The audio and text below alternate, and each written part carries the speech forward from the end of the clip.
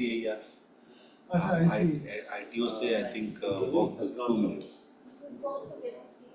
तो मैं समझ गया हिंदी में समझा मैं समझता हूँ, मैं जानता हूँ, आपका बाल कौन मैं जानता हूँ. हाँ हाँ हाँ, उसके सामने ही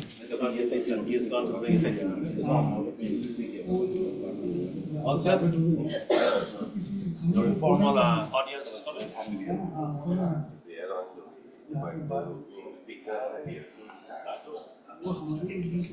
समझ तो कभी आप ऑफिस भी आ सकते हैं. All right, colleagues all, we are about to get started. Come on in. Online people can hear us as well, I hope. So let me welcome all of you, both colleagues who are here in person and colleagues who are online as well.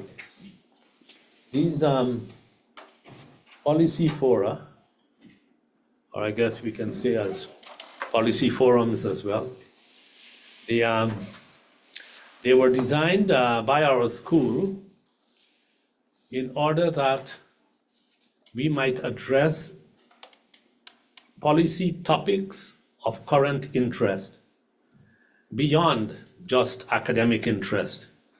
So these policy fora, we were hoping would have a reasonably wide audience, and we are still to perfect the art of inviting all of these people. Clearly, it requires a bit more effort than we have. We were wondering at one point, I was wondering whether this room will be too small, but we have not yet filled it. I hope we will do so soon. Other people will be joining so that we should have a pretty good conversation. So today we have our dear colleague and friend, Professor Intranil, who will be addressing the topic of health issues and especially with regard to people in the informal sector, a major issue in a country like India, where about 90% of livelihoods are made in the informal sector. And yet policy, when policy is designed, it is designed mainly with formal institutions in mind, whether these institutions are in education, health, justice, or other areas of public life. And then the assumption is that whatever you design for the formal sector will automatically work in the informal sector. And if it does not work in the informal sector, then we should formalize the informal.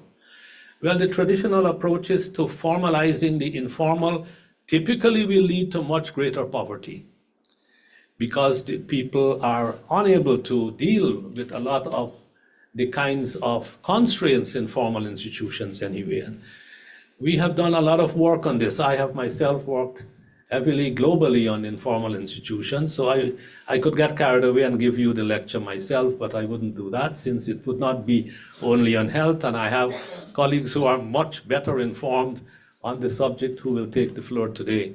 But I just wanted to use the opportunity to let you know that we will be continuing these policy forum. We will be having different topics.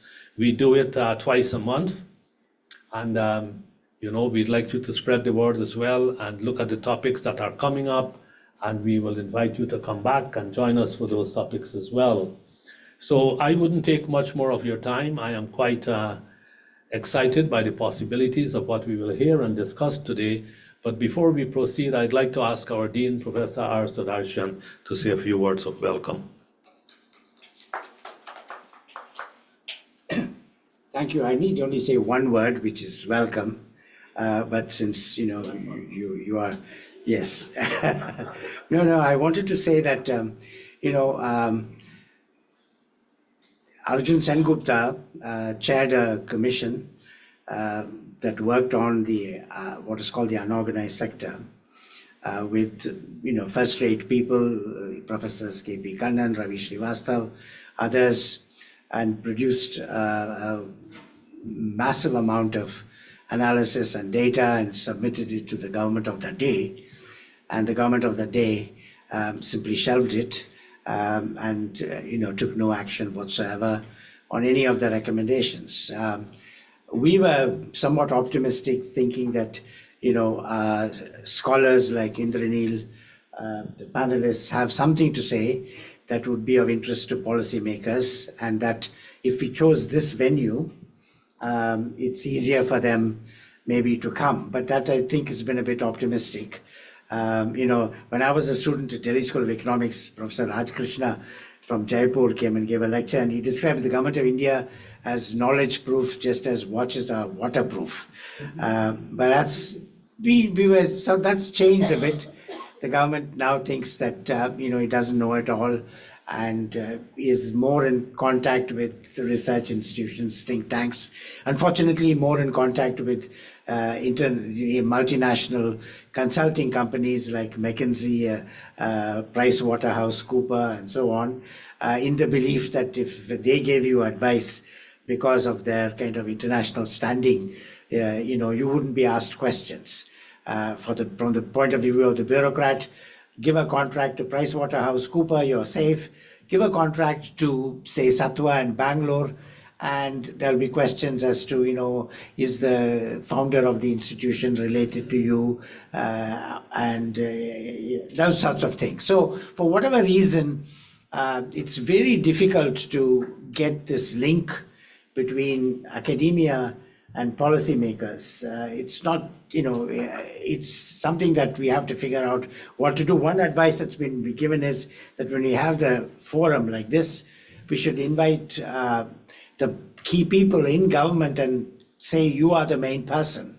And then hopefully the person will deliver whatever they want to say, and then listen to some others.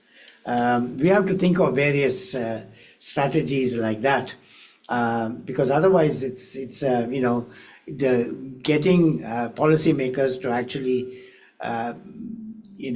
listen to scholars and others is a tall order. So while things have changed since Raj Krishna's famous statement, it's not changed all that much. So we have to struggle at it. So anyway, but we benefit by participating in forums like this, and so I'm sure that this one would be educative and instructive for us, but we still need to reach out to people who could make a difference. I mean, Montek Ahluwalia, when he was Deputy Chairman Planning Commission, ignored Arjun Sengupta's report. The Prime Minister of the day did the same. So if Arjun Sengupta wasn't listened to, that's no consolation to us. We must make an effort to somehow get our points of view across on important areas like social protection for the informal sector and the area of health. So those words, thank you.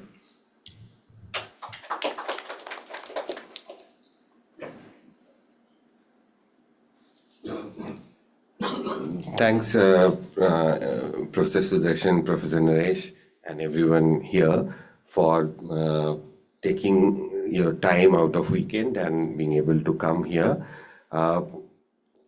So the way we have planned this conversation for 1.5 hours or so is that I'll make some initial remarks to start with. I have a presentation, some fine data, but we have a very experienced and distinguished panel with us. We have Akshay Kalaji. Akshay ji is an insurance commissioner with ESIC, and he's also heading the ESI training institution and we have Professor Deepa Sinha. Deepa is a faculty at Ambedkar University, Delhi. And also Deepa has a vast experience with people's movement, working on informal sector workers, the right to food movement. So Deepa, your contribution would be extremely valuable. Thanks for joining us. We have Anurag Saxena. Anurag is with CITU, and he's also working with the Rajdhani Bhavan Nirman Kamgar Union. So with a lot of experience of working with informal sector workers and their challenges. So we really look forward to Anurag's insights. Thank you, Anurag, for joining. And we also have Vaibhav Raj. Vaibhav is a dear friend. also part of International Labour Organization. He's in the Delhi office and have been working on issues of informal sector workers and ESIC particularly for a long period of time. We had a prolonged association and we worked together earlier also on similar themes.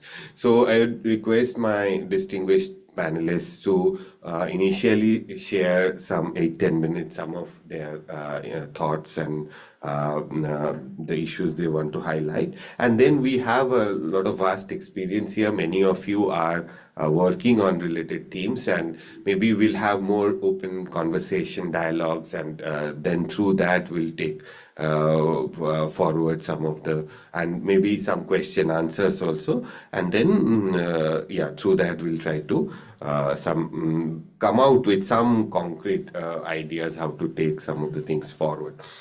So I'll start with my brief intervention.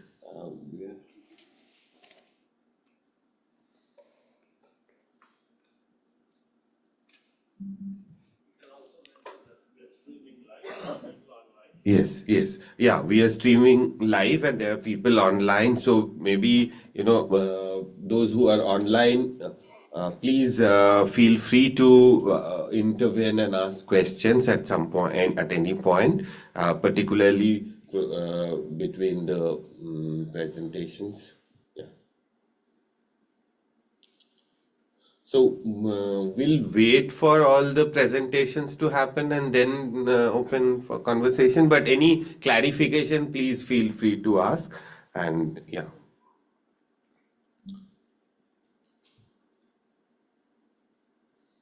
So while this is getting said, so one of the things the main idea behind this policy brief and presentation is to highlight the current state of social health protections in India, and also based on National Sample Survey Organization data, largely secondary data. I'm trying to highlight some key trends.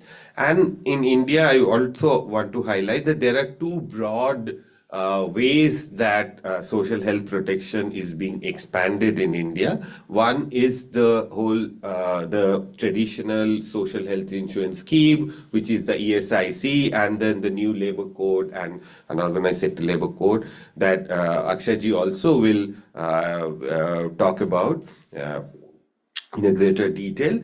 We also have a series of government-funded health insurance schemes, which are in the form of, at the national level, we have Prime Minister's Jan Arogya Yojana, but also at the state level, there are these plethora of schemes, essentially to address the extend social health protection to the informal workers. And what I'm going to bring out here, and based on the NSSO data, some of the limitations of the tax-funded insurance schemes, and how I'm trying to build a case on why a social health protection scheme could be a lot better for ensuring financial protection for the informal sector worker. Just to give an idea of the basic definition. So, and I'm drawing here from the ILO definition that the principles of equity, solidarity, and social justice. The social health protection is defined as a series of public or publicly organized and mandated private measures against social distress and economic loss caused by the reduction of, so obviously the reduction of productivity, stoppage, or reduction of earnings, or cost of necessary treatment that can result from ill health. So the social health protection as a definition is not only taking care of some specific inpatient care cost, but whole gamut of welfare laws that households face when they fall ill. It should include wage loss. It should also include if there are disability, some compensation for that, and also because there are lots of other caregiving needs of the people. And then a lot of like outpatient care, maternity benefits. So it should be a comprehensive set of services, which is very similar to what employee state insurance schemes provide. And I want to argue that some of the government-funded health insurance schemes are not in the current design, and also in the actual practice not able to cover much of it. Okay, this is also again, so much of the data is just to set the context, and you all know this data much better than me. Here there are distinguished speakers and experienced people. The basic point is large part of the workers do not have access to social health protection of various kinds. For instance, say only in the rural area or even in urban, only 20, so less than a fifth of the total population, 19% in total, have access to pension. So obviously, because a lot of our workers are in the informal sector, and then another little more than a third have any health care or maternity benefits that they can fall back on. And then, of course, and then the overall comprehensive social security programs, less than a fourth of, or just a fourth of workers have access to. And then in the rural area, this access is much less, much more limited. And so only a sixth of the total workers have access to comprehensive social security. Now, and this also extends to this, that if you break down the workforce into casual labor, workers without contract, then we'll see that there are steep gradients of present there in terms of lack of access to social security, and it covers only a small section of workers which are in the formal sector right now. If we look at the coverage of, say, the various health protection schemes, in the sense that, say, here I'm bringing in all the schemes that are present in the country, the plethora of tax-funded health insurance schemes, the central government health insurance scheme, the ESI, employee state insurance schemes, and then there are some other private employer-provided schemes. You'll see that if you look at quintile groups, if you go rural, urban, if you look at social groups, you'll see that the extent of coverage is limited. And also importantly, though there is some improvement in certain groups in terms of very minor improvement, the major point remains that in urban area, more than 8 out of 10 workers and their families. In rural area, more than 85% of these families do not have or if we take all social health protection schemes together. The other important point is, even if you look at rural-urban distribution, you'll see that so the only section where we see significant presence of social health protection schemes are the urban top quintile. So the top 20% people in the urban area are having, like, even there it is only a third of total people, total population. So basically there are these steep gradients, and in rural area, of course, the overall coverage remains very limited. So one of the challenges that we have, and then if we break it into caste groups also, we don't see a lot of variation across caste. So the main focus area where I think we need to Anurag, you want to add something? मैं repeat करूँ क्या इसको? Quintile 1 to 5 में, which is the poorest. Poorest, हाँ. Oh, sorry, हाँ. So On the social groups categorization, you see scheduled tribes have a significantly higher coverage. Is it because of any particular initiative between 14 and 17? So compared to other groups? So I cannot give you a very pointed response to this, barring the fact that And this is surprising, counterintuitive also, that among tribal population, social health protection is slightly more. The one reason could be states like Northeast. You want to add something? Huh? No, I'm just checking. This includes Ayushman and. So this is NSS 17-18. So Ayushman came, State publicly finance scheme. So, and the employer finance. employer finance. So it only reason could be the higher coverage in Northeast states. That's the only thing I can think. States like Chhattisgarh. Chhattisgarh, yeah, Chhattisgarh, because some of the schemes were covered more. Yeah, these could be the other. Yeah, only two reasons I can think of. But yeah, good observation. Huh. Is this legal coverage or actual? Actual coverage, how people are reporting, not like in terms of definition. So how people are perceiving and they're reporting.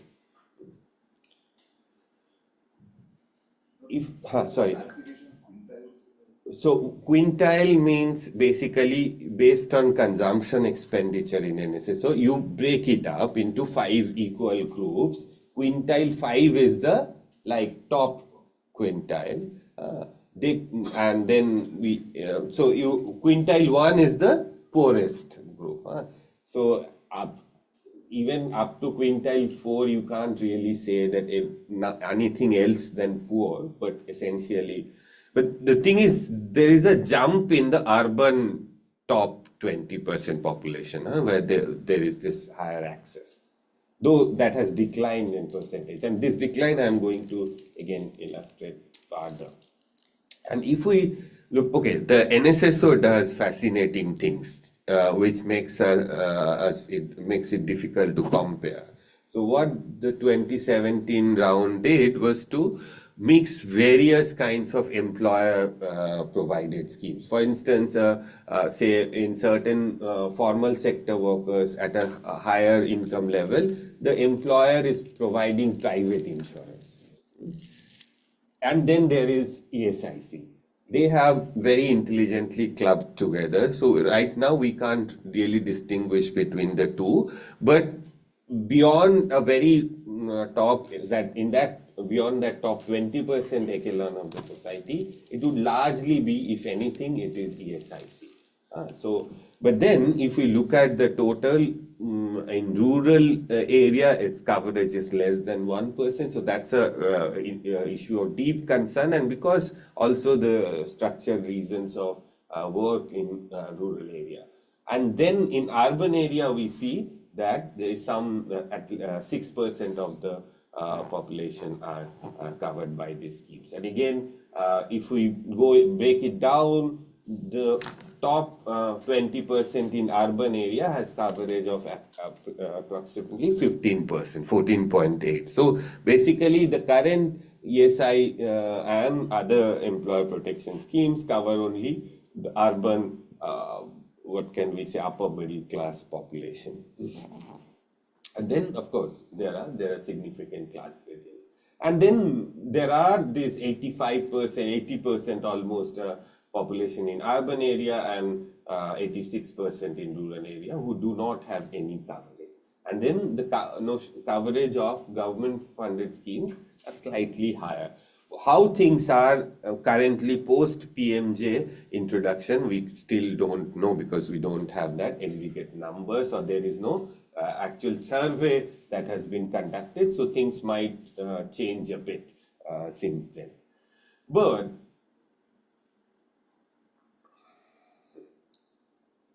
if we break, say, one of the indicators of access, if we want to look at whether these schemes are bringing better access to people, we'll see that, how much time?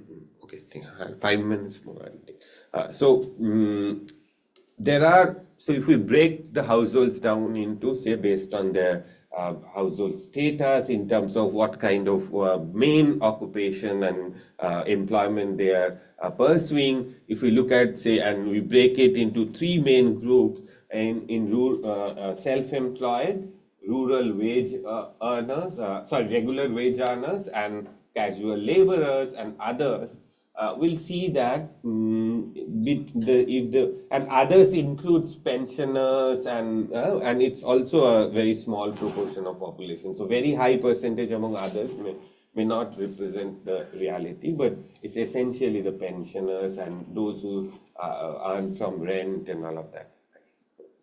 So you'll see that and there are two indicators we are using here.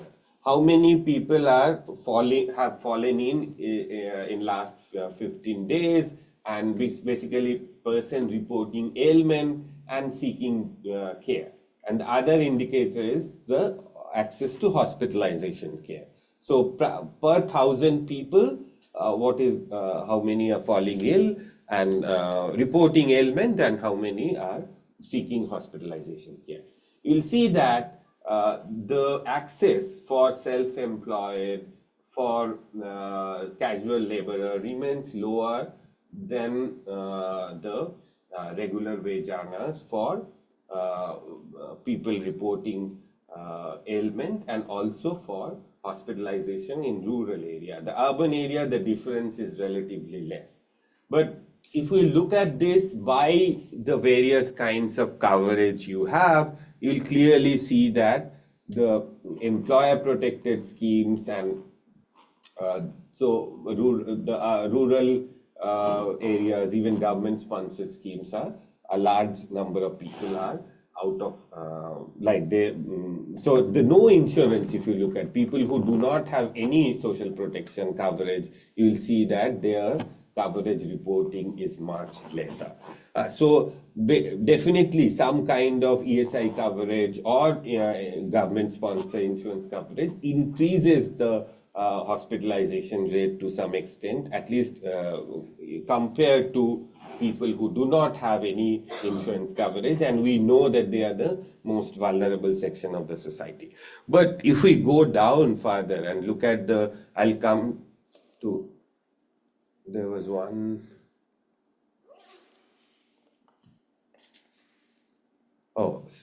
this one, sorry, I don't know how, where was it? Okay, I missed this slide. But if we look at access over time, you will see that between 2014 and 2017, for each of these groups, this is 2014 coverage and this is 2017 coverage, you will see that for various quintile groups, various sections of the society, be it rural urban, be it caste group, be it quintile, in both rural urban areas, you would experience a decline in hospitalization rate. So access is getting constrained over time, at least 2017-18 data. And this has been largely debated very significantly. But the point remains that there is we need to explain this decline in coverage. But if we look at cost of care and say if somebody goes to a hospital and seek care, whether they are able to whether they are through these schemes, are they better protected? You'll see that much of the government funded health insurance schemes, actually, particularly for private care, they are the costs are quite high.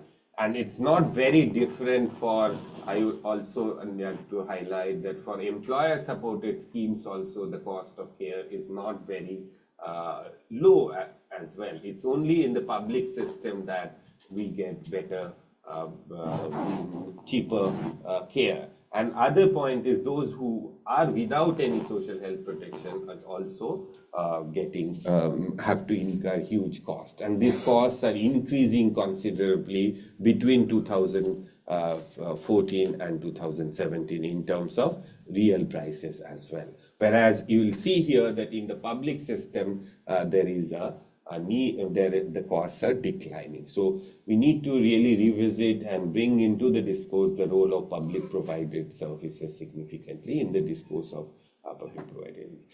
I think I'm running out of time. I'll just, this is just to show that even in the private sector, when care is taken, despite having social health protection scheme, many people are ending up paying more than 10,000 rupees. 2/3 spends more than 10,000 rupees sorry, more to almost 80% spend more than 5,000 rupees.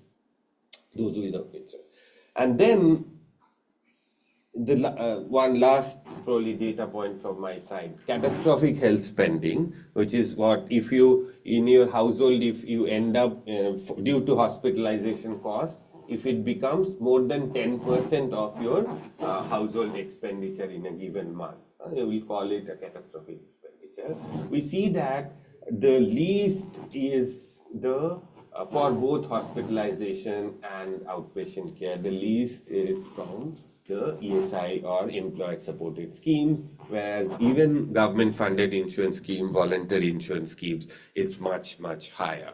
So at least in terms of protecting household from getting into catastrophic expenditure is being, at least these schemes are able to do better. This is again the same thing getting illustrated. I've broken it down into outpatient, inpatient, then into drugs. And again, we'll see that for all kinds of schemes, and if we can break it down, this is from 2014 data where this kind of breakdown was possible. We see that the ESI kind of scheme is most effective in providing care, reducing or limiting catastrophic expenditure. Now, this is again we were trying to compare the coverage of PNJ kind of schemes, Ayushman Bharat and ESIC. One of the points that I want to highlight, the main point here is that if you look at the benefit packages, you will see that the ESI kind of scheme, employers protected schemes, have much better comprehensive benefit coverage compared to Ayushman Bharat, which will be changing. This is a bit of dated data. We'll hear more about ESI from Akshay ji in some detail. Yeah, but the main point is apart from high hospitalization costs for secondary and tertiary care and some limited pre-hospitalization, post-hospitalization costs, PMJ kind of schemes are not able to cover many of the critical aspects, and that has implication on catastrophe that we could see earlier. I think I'll just take another 2 minutes to make this argument that even if within ESIC, if we see when we are talking about further expansion of social health protection, I think primary care is one of the very missing links and important elements, because large part of the household cost is on the primary care, and we have seen that the number of dispensaries, though there are some increases over time, or there used to be a scheme of contracting in a private GP for ESIC, those kinds of initiatives, and also probably coordinating with the larger public system for primary care is a crucial requirement for further expansion of ESIC. Because when we talk about informal sector, large part of the informal sector is in the rural areas as well, where there is very little network of the ESIC. The one minor point, this is that as we know, many of the ESI scheme has a ceiling of 21,000 per month income for and that is being considered for further expansion, right?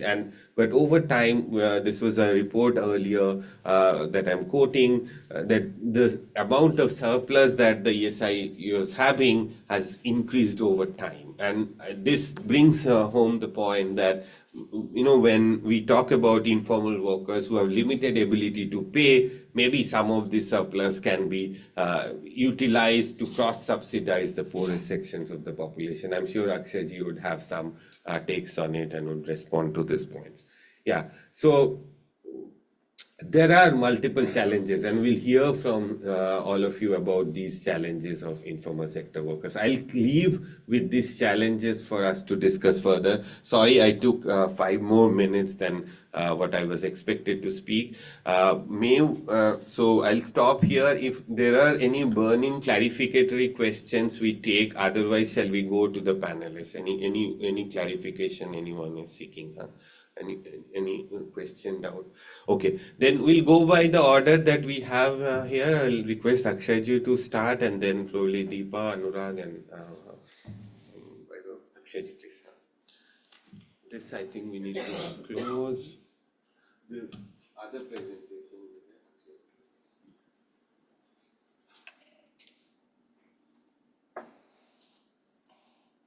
Good morning, everybody. Before I start with the presentation, let me tell you what has happened during the past 2.5 decades when I started my journey in ESIC.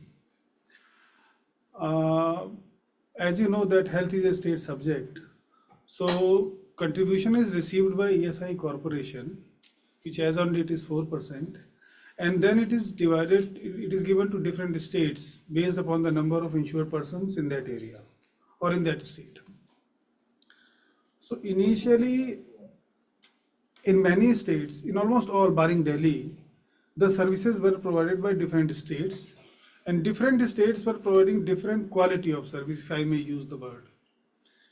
There was no services for super specialty. This we started almost a decade back by having a tie-up arrangement with almost all the private hospitals which are good enough to provide this. And now that is one of the main concern for us, in the sense that expenditure on that is on a very higher side. That is one. Secondly, on many forum, it has been said that we have a lot of funds, we have surplus funds or that kind of thing. Even today also Indranilji said it, yeah.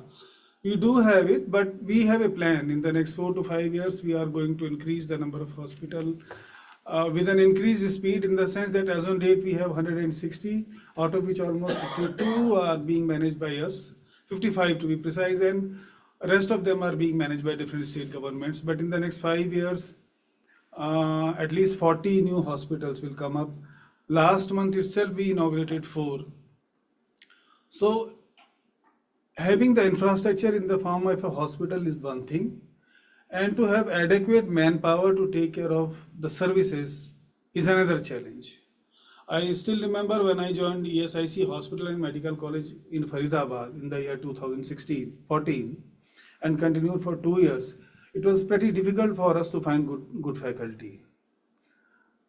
Despite the fact that Faridabad happens to be in the NCR. So in far-flung areas where we are planning to have hospitals and post the superintendent and the specialist, it is going to be a bit of a challenge. I perceive that it will be slightly challenging for us, because in a majority of the instances, the doctors and specialists would like to work in urban areas and significantly more in metros or big cities. So that remains a challenge, but the fact remains that we are going to have more hospitals in the times to come. Possibly, whatever we have done during the past 70 years, we will do that the same in the next 5 to 6 years. If we are having 170 today, we will touch 200 in next 5-6 years. So this is a comparatively better speed. We will have to spend a lot of money on this. We will have more dispensaries as well. We have DCVOs as well. But the fact remains that healthcare is a service industry as compared to pension or provident fund, where you just have to deposit the money and give it back when person retires, or or if there is any other emergency. In case of healthcare, it is comparatively difficult, since it is service and demands will always be there. I mean, better quality will always be there, and we welcome it. I think there is one more slide. We don't come to property right away. First, we would like to introduce. Or shall I go ahead with this only? No. No, proper. ये वाला वो पिछले वाला presentation. पिछले वाला, हाँ, इससे पहले. Anyway. Slide is not changing.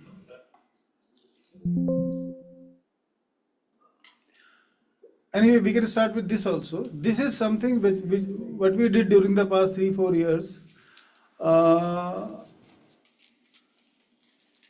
Medical college is something we started almost a decade back.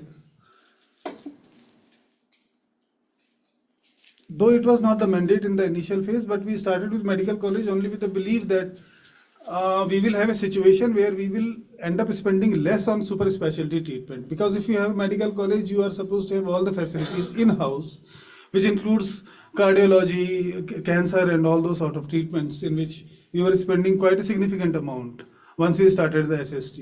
So that precisely is one of the reasons, and in addition to that, we provide a fixed percentage to the wards of insured persons, and that is free of cost.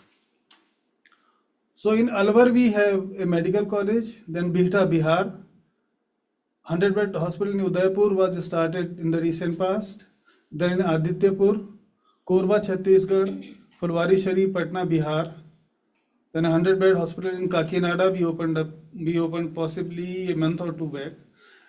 One in Raigarh we started recently, one in Bhilai, and the Tirupur. The last 4 were inaugurated last month only. So these are the new projects. And this is about the dispensary which we started, say, 1 or 2 years back, or even in the recent past as well.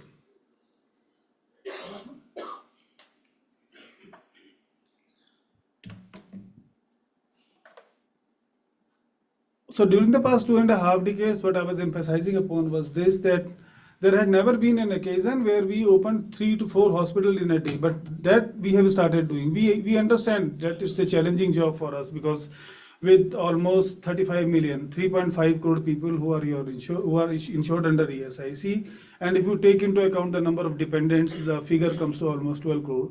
So you require a very robust healthcare system. One challenge that we are facing is that since it has to be provided by the state, so different states have different ways of working. I have worked in Gujarat, in Maharashtra, in West Bengal, and in southern part of the country, including Karnataka and Tamil Nadu. So I found that the quality of service is significantly different than what we have in different states. For that, we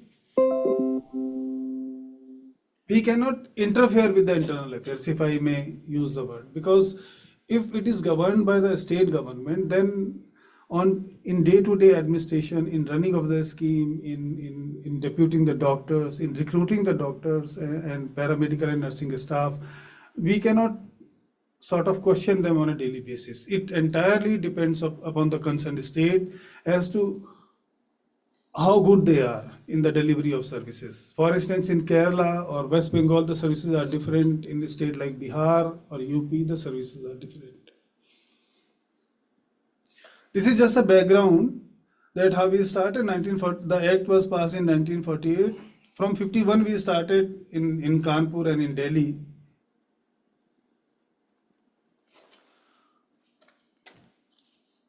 In addition to factories, we have covered preview theaters and educational institutions also. In many states, the educational institutions are not covered. We have to seek the permission of the concerned state to implement the scheme for a particular class of workers. We cannot do it on our own. At present, the limit is 21,000. In case of persons with disability, it is 25,000 per month. It is the scheme is financed by the contribution of employers and employees. 3.25% is paid by the employer and 0.75% is paid by the employee as on date. Earlier it was 6.5%. In addition to healthcare, we also provide cash benefit in the form of sickness, disablement. Disablement can be of 2 types. It can be temporary disablement and it can also be permanent in the form of in instances where somebody may lose a limb or an eye or things like that. Then one becomes permanently disabled and he is given pension according to the rules. Then dependent benefit is in case a person meets with an accident during the course of employment or out of employment, then the dependents are given monthly pension, which is approximately 90% of the last wages, and over a period of time, depending upon the inflation, the pension also increases. Then maternity benefit, it is also a cash benefit. We started with unemployment allowance pretty late, if I may use the word, sort of. It is after 2004-5 we started with Rajiv Gandhi Shramik Kalyan Yojana, and then now there is Atal Bimit Kalyan Yojana. Vocational rehabilitation is also there, skill upgradation training is also there.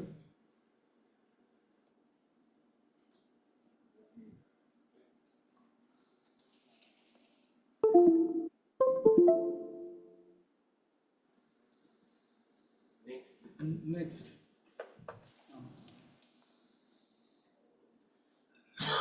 Just a historical background that we started from Kanpur and Delhi. Today we are present in 661 districts in 36 states and union territories of the country. Here I also want to add that 2.5 decades back we used to implement the scheme in particular areas. But now we have decided to implement the scheme across the country.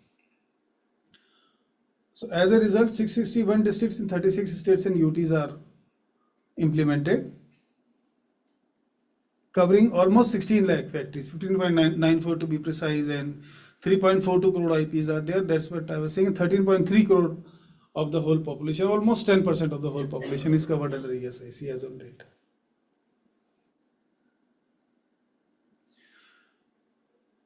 We have 161 hospitals, 54 are run by ESIC and 107 are run by the state governments. When we found that the state governments doesn't give much power to their medical superintendents to run the hospital, financial power is abysmally low in many states. So we decided that at least one hospital should be run by ESI Corporation directly in all the states. So that too was started late. I mean, during the past 2.5 decades only, it started in front of me only. And then slowly we increase the number of hospitals which are managed directly by the corporation. So today the number is 54. In the times to come, wherever we are going to have new hospitals, we would like to run it ourselves in case the state governments agree.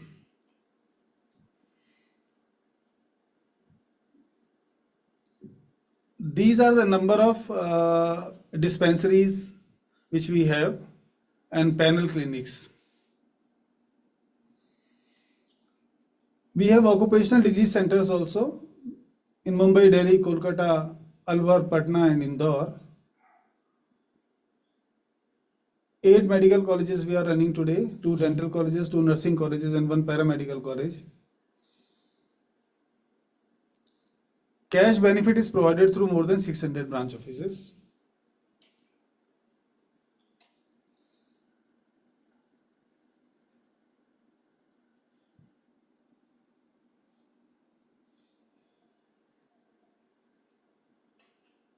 Because today we have assembled here to talk about unorganized, so I don't think it is good on my part to tell all this to you, but the fact is this can be shared and it is in public domain also, because it has already been clarified that a majority, more than 91 to 92% of the total workforce are outside the coverage of ESIC. So the organized labor force, or what in ILO is known as formal workforce, comprises a minuscule part of the whole, due to the fact that we cover only those institutions or those factories where the number of workers is 10 or more and wages are 21,000 rupees or less than that.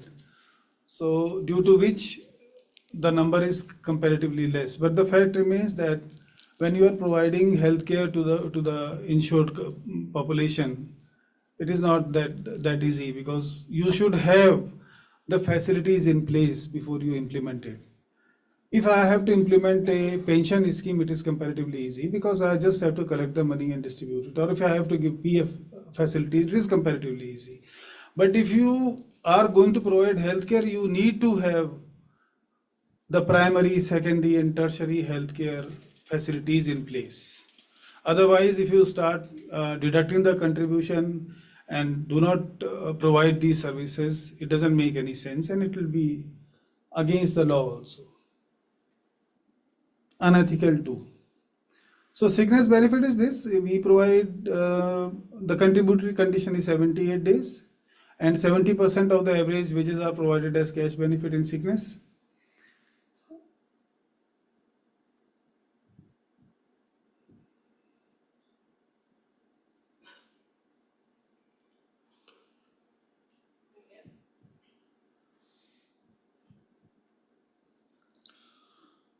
Permanent disablement benefit is 90%. Then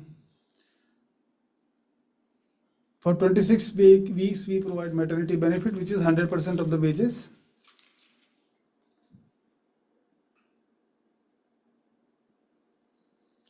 This is about Rajiv Gandhi Shramik Kalyan Yojana. Initially, the conditions were more stringent in the sense that we wanted the IP to be in insurable employment for 5 years or more.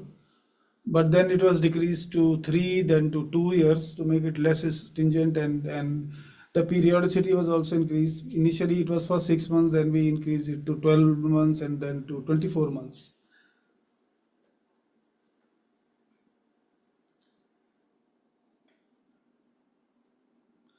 For funeral also we provide, in case the insured person died, then we give 15,000 rupees as funeral expenses, because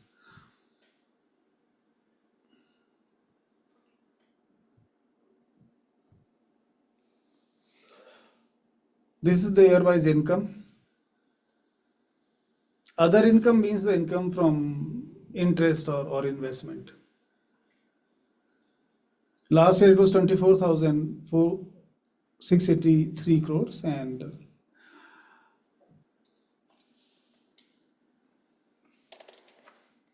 ₹17,400 crore was the contribution income.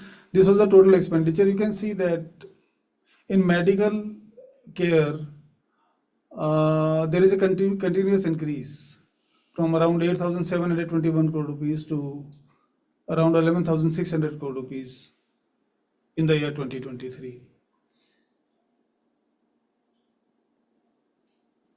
Yeah.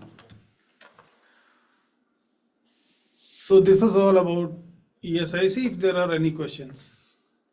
Actually, maybe we hear from everyone and then we'll take questions. Or if at all. Any clarification? I just have one clarificatory question on the maternity benefit. Does the woman get it even if she's a family member, or is it only for the insured? Only for the insured. So this question on variable governance models across states. So from what I understand, that in some states it's the labor commissioner who's in charge of ESIS, right? In another state it could be another official, and maybe the finance ministry is involved in one state, another state it's the health ministry which is managing it. So is that correct? Like across the states, the management of the scheme happens very, very differently. You are right. In some of the states, ESI comes under Ministry of Health and Family Welfare. In some of the states, it comes under Ministry of Labor and Employment. So typically, we have a body corporate in Delhi which is called ESIC, and ESI Corporation is headed by the Honorable Minister for Labor, Government of India. In case of a state government, the way we are having corporation meetings on a quarterly basis and we take decisions. Similarly, in the states, we have a concept of regional board. So regional board is headed by the head of that ministry. If it is health, then health minister. And if it is labor, then it is the labor minister who is heading the thing. So typically, if it's the labor ministry, then the director of ESI scheme. Again, there is a difference in the sense that in some of the places, it is the medical officer who is the director of ESI scheme. And in some of the states, it is the civil servant, an IAS officer who is head of the scheme. For instance, in a state like West Bengal, it is the IAS officer from West Bengal cadre who is heading the ESI scheme. But in case of Gujarat, it is a medico who is heading the scheme. It makes some difference, but then the fact remains that the issues are not that difficult to address. For instance, deployment of manpower in hospitals. It shouldn't be a very difficult thing, but what is happening is that if there is a vacancy for medical officers or specialists in a particular state, it is clubbed with the vacancies of the state. So recruitment typically takes a lot of time, 3, 4, 5 years as a result, but people continue to retire. You're getting my point. So what happens is that the manpower problem is not addressed to that extent. So we came out with a policy that we said instead of scheme being run as a government scheme, let us convert it into a society. So many of the states have agreed. For instance, Tamil Nadu and Maharashtra have agreed. So if we convert it into a society, then there is a chance for better management. For instance, even IIM Ahmedabad is a society, right? So if it's a society, then recruitment of faculty, recruitment of manpower, etc., this will not go to the ministry people. It can be done by them directly. And the wages too can be higher in certain cases. For instance, in case of a specialist of medicine or radiology or cardiology, the wages are significantly higher than what we pay to the ordinary specialist. Say specialist of microbiology for that matter. But in government scheme, in the scheme of things of government, it is not possible. You cannot have different scales for different specialists. But if you are a society, then it can be slightly flexible. But that is not being attempted. The one reason for that is that the employees who are working in different states in ESI scheme, they are saying that we will lose the tag of a government employee. For that also, we have come out with a solution that all the officers and staff will be on continuous deputation to the society, and that characteristic will not change. But somehow there is a reluctance on the part of many states. But yes, I do agree that because of the control, sometimes it becomes difficult. Anything else? हाँ. Source of income क्या है, केवल contributory या सरकार की तरफ से भी है? नहीं, सरकार की तरफ से अभी तक नहीं है. सरकार की तरफ से हो सकता है यदि इसकी आवश्यकता पड़े तो, लेकिन अभी तक तो हमारे पास अभी तक तो हमारी बदनामी का कारण भी पैसा ही है. सरकार का कोई योगदान नहीं है. But even state governments do not contribute anything, sir. As I remember, somewhere in some reports, up to 8%. 1/8 is contributed by state, 7/8 is contributed by ESI corporation directly. लेकिन जो शुरुआत में in the as far as the infrastructure is concerned, 100% is borne by ESI corporation directly. And even if 1/8 is there, but the fact is that we provide 3,000 rupees per IP family per annum to the state, right? So in many instances, even that fund is not being used. I mean, the total fund or total budget is not being utilized. That too remains the fact. So 1/8 thing comes only when you are spending money. But if you are not spending money, then और ये जो हाँ ये less than 149 per day में जहाँ पे employee contribution नहीं है, नहीं. who bears that? वो ESIC employer. employer 4%.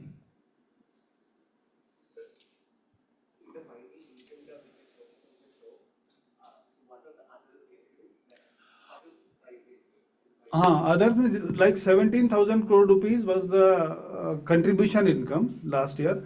6,000-7,000 crore rupees may be the interest income, because whatever surplus we have, we deploy that surplus in bank fixed deposits or government bonds. Basically interest. हाँ. दिल्ली में recently 4-5 incidents हुए हैं, fire incidents, और उसमें जो actual number of workers थे वो सभी कवर्ड नहीं थे ईएसआई में. हालांकि इंडस्ट्री कवर्ड थी, मगर वर्कर्स सारे कवर्ड नहीं थे, जिससे कैजुअलिटी जब हुई वहाँ पर तो वो ईएसआईसी के तहत उनको बेनिफिट्स नहीं मिल पाए. Like in Mundka actual strength was 70 जिनकी मौत हुई वहाँ पर, मगर 23 लोग ही जो है ईएसआई में कवर्ड थे.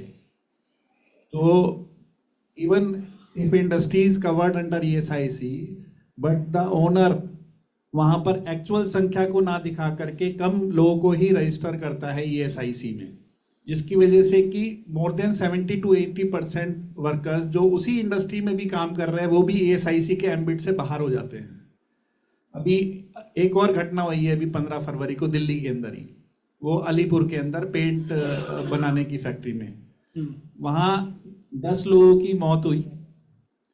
10 के 10 ESIC में कवर्ड नहीं थे, जबकि ESIC एक्ट क्लियरली बोलता है जहां पर 10 या 10 से अधिक हैं वहां पर कवरेज है. तो जो इंस्पेक्शन रिजीम है वो बहुत वीकन हुआ है, और जो वर्कर्स है या यूनियनिस्ट है जो कंप्लेंट्स लगाती हैं, पहले बहुत इजीली जो है कवरेज के लिए हम लोग जब एक्सेस करते थे एएसआई ऑफिसर्स को, तो इजीली जो है नीचे इंस्पेक्शंस होता था।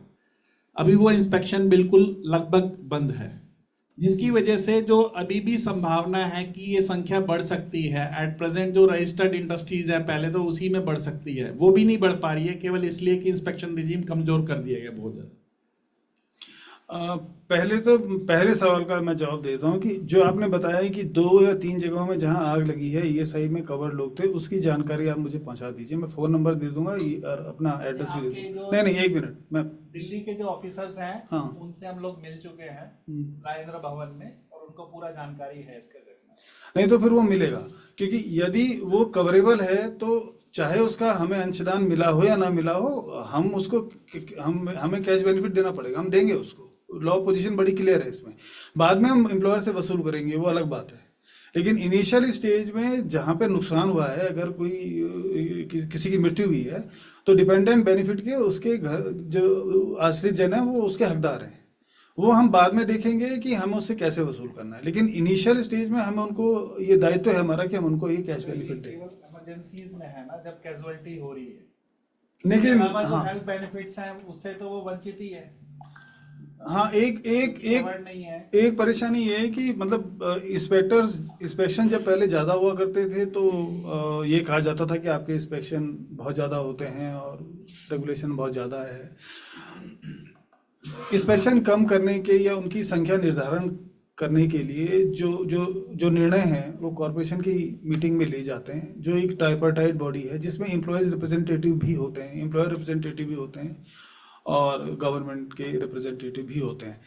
तो ऐसी स्थिति में उसको थोड़ा ऑर्गेनाइज किया गया है। कम करना पूरी तरह से ठीक नहीं होगा ये कहना, क्योंकि अब रैंडमली दिया जाता है। अब ये नहीं पता रहता किसी इंस्पेक्टर को कि उसे कहाँ, पहले क्या होता था मैं आपको समझा देता हूँ। एक पर्टिकुलर क्षेत्र विशेष हम किसी इंस्पेक्टर को दे देते थे और वो उस क्षेत्र में किसी भी जगह कहीं भी जा सकता था, तो एक तरह की आज़ादी थी। अब हमने किया ये है कि यदि किसी की शिकायत आती है कि साहब इसके 50 आदमी हैं और ये कंट्रीब्यूशन नहीं दे रहा है, तो उसका इंस्पेक्शन होता है, लेकिन इंस्पेक्टर को भी एक दिन पहले पता लगता है और मालिक को भी एक दिन पहले बताया जाता है कि आपके यहाँ फला इंस्पेक्टर आएगा और वो इतनी तारीख को इतने बजे आएगा। तो थोड़ा सा ऑर्गेनाइज हुआ है। संख्या कम हुई हो वो और बात है, लेकिन बहुत ज़्यादा इंस्पेक्शन करना भी मतलब मेरी समझ से तो हल नहीं है। आपको लगता होगा कि 10-15 साल पहले जब हमने शुरू किया था हमें भी ये लगता था जब हम जूनियर थे कि हमें इंस्पेक्शन बढ़ानी चाहिए। मेरा पर्सनली ओपिनियन ये है, मतलब मैं ऑफिशियल उसमें नहीं कह रहा हूँ, अगर आपकी सर्विसेज अच्छी हैं और आप समय से लोगों को बेनिफिट देते हो तो लोग खुद जुड़ेंगे। बहुत साल पहले जब मैं किसी बैंक में काम करता था तो वहाँ मैं थोड़ा सा डाइग्रेशन है, मैं आपको बताना चाहता हूँ पर जरूरी समझता हूँ बताना। कई वर्ष पहले मैं तपोवन एक जगह है जोशीमठ से आगे, मैं वहाँ एक बैंक में ब्रांच मैनेजर था, तो वहाँ एक स्विट्जरलैंड से कोई आए थे, तो उन्होंने कहा हमारे यहाँ फ्लेवर्ड मिल्क मिलता है और पैकेट में मिलता है। उन दिनों हिंदुस्तान में पैकेट में दूध की व्यवस्था नहीं थी, वो फ्लेवर्ड रहता है स्ट्रॉबेरी या वेनिला का, और वो हमारे यहाँ 4-5 बड़ी डेयरीज देती हैं। तो मैंने उनसे पूछा अगर कोई मिलावट करेगा तो उसका क्या होगा। उसने बड़ा सीधा जवाब दिया, उसने कहा ऐसा होता नहीं है, लेकिन यदि कभी ऐसी कोई शिकायत आई तो हम करते क्या है कि रैंडमली 5 सैंपल चेक कर लेते हैं और उसके बाद उस फैक्ट्री को 1 महीने के लिए ताला लगा देते हैं यदि अप्रूव हो जाता है। तो it's a big deterrence if you go into the detail, क्योंकि होगा ये कि उसके जो सप्लायर्स हैं, उसके जो वेंडर्स हैं, सब 1 महीने के लिए, वो नुकसान बहुत बड़ा है, कहने के लिए 1 महीने की बात है। तो डिटरेंस इस तरह का होना चाहिए, बहुत ज़्यादा भी ना हो लेकिन जहाँ हो वहाँ स्ट्रिंजेंट हो। मेरा एक सजेशन है कि जो कॉरेस्पॉन्डिंग डाटा है दिल्ली के अंदर ही, मान लीजिए फॉर एग्जांपल 33 इंडस्ट्रियल सेंटर्स है दिल्ली में, तो जब लाइसेंस कारखाना विभाग से लेते हैं उसके अंदर मालिक कितना संख्या शो कर रहे हैं, पीएफ डिपार्टमेंट में कितना संख्या शो कर रहे हैं और ईएसआई में कितना शो कर रहे हैं, तीनों का फिगर्स में डिफरेंस होता है। तो ये तो इसके लिए इंस्पेक्शन की भी जरूरत नहीं है, वो हम लोग करते हैं। कारखाना विभाग के पास में जो डाटा है और सेम इंडस्ट्री का आपके पास में है, उसी से अगर हम लोग मैच कर ले तो आपकी कवरेज काफी ज्यादा बढ़ जाएगी। ये काम हमने 1-2 साल से शुरू किया है कि कन्वर्जेंस हुई है जिसमें डिफरेंट डिपार्टमेंट के लोग मिलते हैं एक बार और एक दूसरे से डेटा लेते हैं। हालांकि ये ज़रूरी नहीं, जैसे पीएफ है तो पीएफ तो वो अक्रॉस द बोर्ड मतलब लागू होता है, उसमें पर्सनल भी हो सकता है, वो 15,000 से कम है, हमारे 21,000 की लिमिट है। लेकिन ये सच है कि पीएफ अगर 15,000 पे लोगों पे लागू हो रहा है तो ये सही तो सीधे सीधे हो ही जाएगा। तो हम लोग डेटा उनसे लेते रहते हैं। उसके अलावा अगर कोई वैसी शिकायत है कि बहुत ज़्यादा लोग हैं तो उसे भी किया जा सकता है। लास्ट बात ये थी कि दिल्ली में अभी जो मिनिमम वेजेस है उसमें जो स्किल्ड वर्कमैन है वो आउट ऑफ एम्बिट हो गया दिल्ली के अंदर। तो हाँ, जो ये- इशू है कि एसआई का सीलिंग को भी आगे बढ़ाया जाए, ऊपर किया जाए, नहीं, वो बहुत जरूरी है। वो तो गवर्नमेंट का निर्णय होगा, उसके बारे में मेरी टिप्पणी करनी ठीक नहीं है अभी। हम लोग लेकिन बोल सकते हैं रिकमेंड। आप लोग शुक्रिया अक्षय जी, बहुत सारा सवाल भी आ रहा है, अच्छा चीजें निकल के आ रहा है, लेकिन हमें अभी भी दीपा को सुनना है, अनुराग जी को सुनना है और वैभव को सुनना है। Deepa, over to you very quickly. हाँ, let's go. Thank you. I'll take a little time, but sorry, also will be expanding the scope from ESI design to the larger issue of health protection for unorganized sector workers. While this is a very important conversation, I'm feeling bad about diverting it away from that. So, I mean, if we start the question from what is the best mode of ensuring that unorganized sector workers are covered, that they get health protection and that their out-of-pocket expenditure is reduced, there we see that there are some lessons that we can learn from ESI, like we've been hearing, but also that ESI is very limited in its design and scope currently to actually cover unorganized sector workers in the country. So how do we bring this together? So convergence, of course, within ESI itself, convergence is a big issue between states, between departments, between ministries, between ESI run hospitals and private hospitals and so on. But here we are moving to a whole set of workers who by definition do not fit the imagination of ESI currently. So if I respond a little bit to the data that you showed also, for instance, the data that we saw on the proportion of workers who have any social security benefits, that data is only for those workers who are outside agriculture. So if we add agriculture, it's an even smaller proportion. All of agriculture is informal in any case. Plus, then if we add this, because PLFS asks that question only to non-agricultural workers, then the coverage is really small. You have most people who are outside the net. If we look at who these people are, we see that most of them are self-employed and most of them are in employment where the employer is not clearly identified. So while I do think that it is important for us to think of how employers contribute to these benefits, on the other hand, linking the benefit to your employment status itself excludes a large number of people given the nature of the labor market today, and we don't see that changing very soon. We do have a situation where more than 50% of people are in self-employment. If you look at women, it's 2/3 women in self-employment. Within that, more than half of women are in this unpaid helper category. So when your employee is like this, who is she an employee of? Who is contributing? All these questions come up. And therefore, I think the question of universal health care and state provided is still very relevant. But what are the different financing mechanisms that can be thought of? And in this context, we seem to be moving towards a publicly financed health insurance schemes to ensure that people reduce their out-of-pocket expenditure and get care. And there is a confusion that that PFHI is not ESI. While one is led to believe that PFHI is like ESI, it's just that in ESI, the employer-employee are contributing, and PFHI, the state is contributing. Like we just heard, the benefits and the whole design and conceptualization is very, very different. And that is where I think we can learn from ESI, because the PFHIs are only inpatient focused. They're not even looking at outpatient care, and they're not looking at all these other things which are very important. Sickness benefit, maternity benefit, disability benefit, all the other kinds of insurance which workers should get. So how do we ensure all that social protection in a context where 90% of your workers are not employees in that sense? I think that is the big question. And there, if we look at only health itself, there are a number of challenges in going in this publicly financed health insurance route. The first that I've already said is that it covers only inpatient. If you looked at Indranil's presentation, the catastrophic expenditure slide, we could see that it's much higher for outpatient, which is not at all covered by this. And although we have these health and wellness centers and so on now expanding, we still see that free medicines and free diagnostics is still not happening in most parts of the country. And medicines is a big portion of what people spend on, and that needs to be looked at. Even the Arjun Sen Gupta committee, where they defined almost, I think, 80% of the population as being vulnerable and unorganized, out of which the Unorganized Sector Workers Act came, which really didn't take off. But even there, when we think of it from the worker point of view, somehow the imagination is of an insurance scheme. So RSBY is what came out of that, which was run by Labour Ministry, then went to health. But when we think of it from a citizen point of view, then we think of it as a right and an entitlement and a service provision which the state has to guarantee. I am not taking sides here. I'm also still not sure where it should be put, but I think it is something that we need to think about and get some clarity on, given the nature of employment itself, that what is it that we are asking for, and that we also, I go to a UHC meeting, I talk a rights language, I go to an ESI meeting, I'm talking about how ESI can be improved. But at some point, how do these things converge? You know, convergence at that level between ESI and PFHI, ESI, PFHI and direct provision. Because it's also clear that only the state, we can't, it's not, one is not saying that health care should be nationalized tomorrow. I don't think we are in that kind of a situation where we can do that.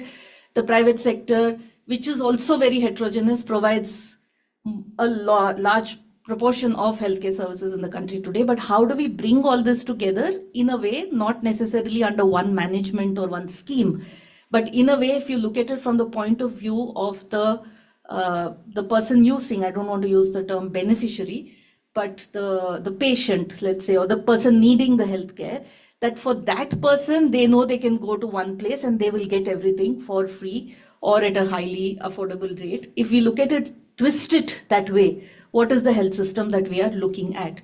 Because ESI is expanding, PFHI is expanding, health and wellness centers are expanding, but these systems are not talking to each other still. How can we make, if ESI is where the priority is and there are new hospitals, how can we open them up for workers who might never be eligible for ESI? Similarly, if health and wellness center is the priority and it's expanding, how can we open it up for ESI also to use it? And through that, health and wellness getting some sort of additional resources for it. I think that kind of thinking is something that is required. And to do that, just my last sort of point in this set is the whole question of state capacity.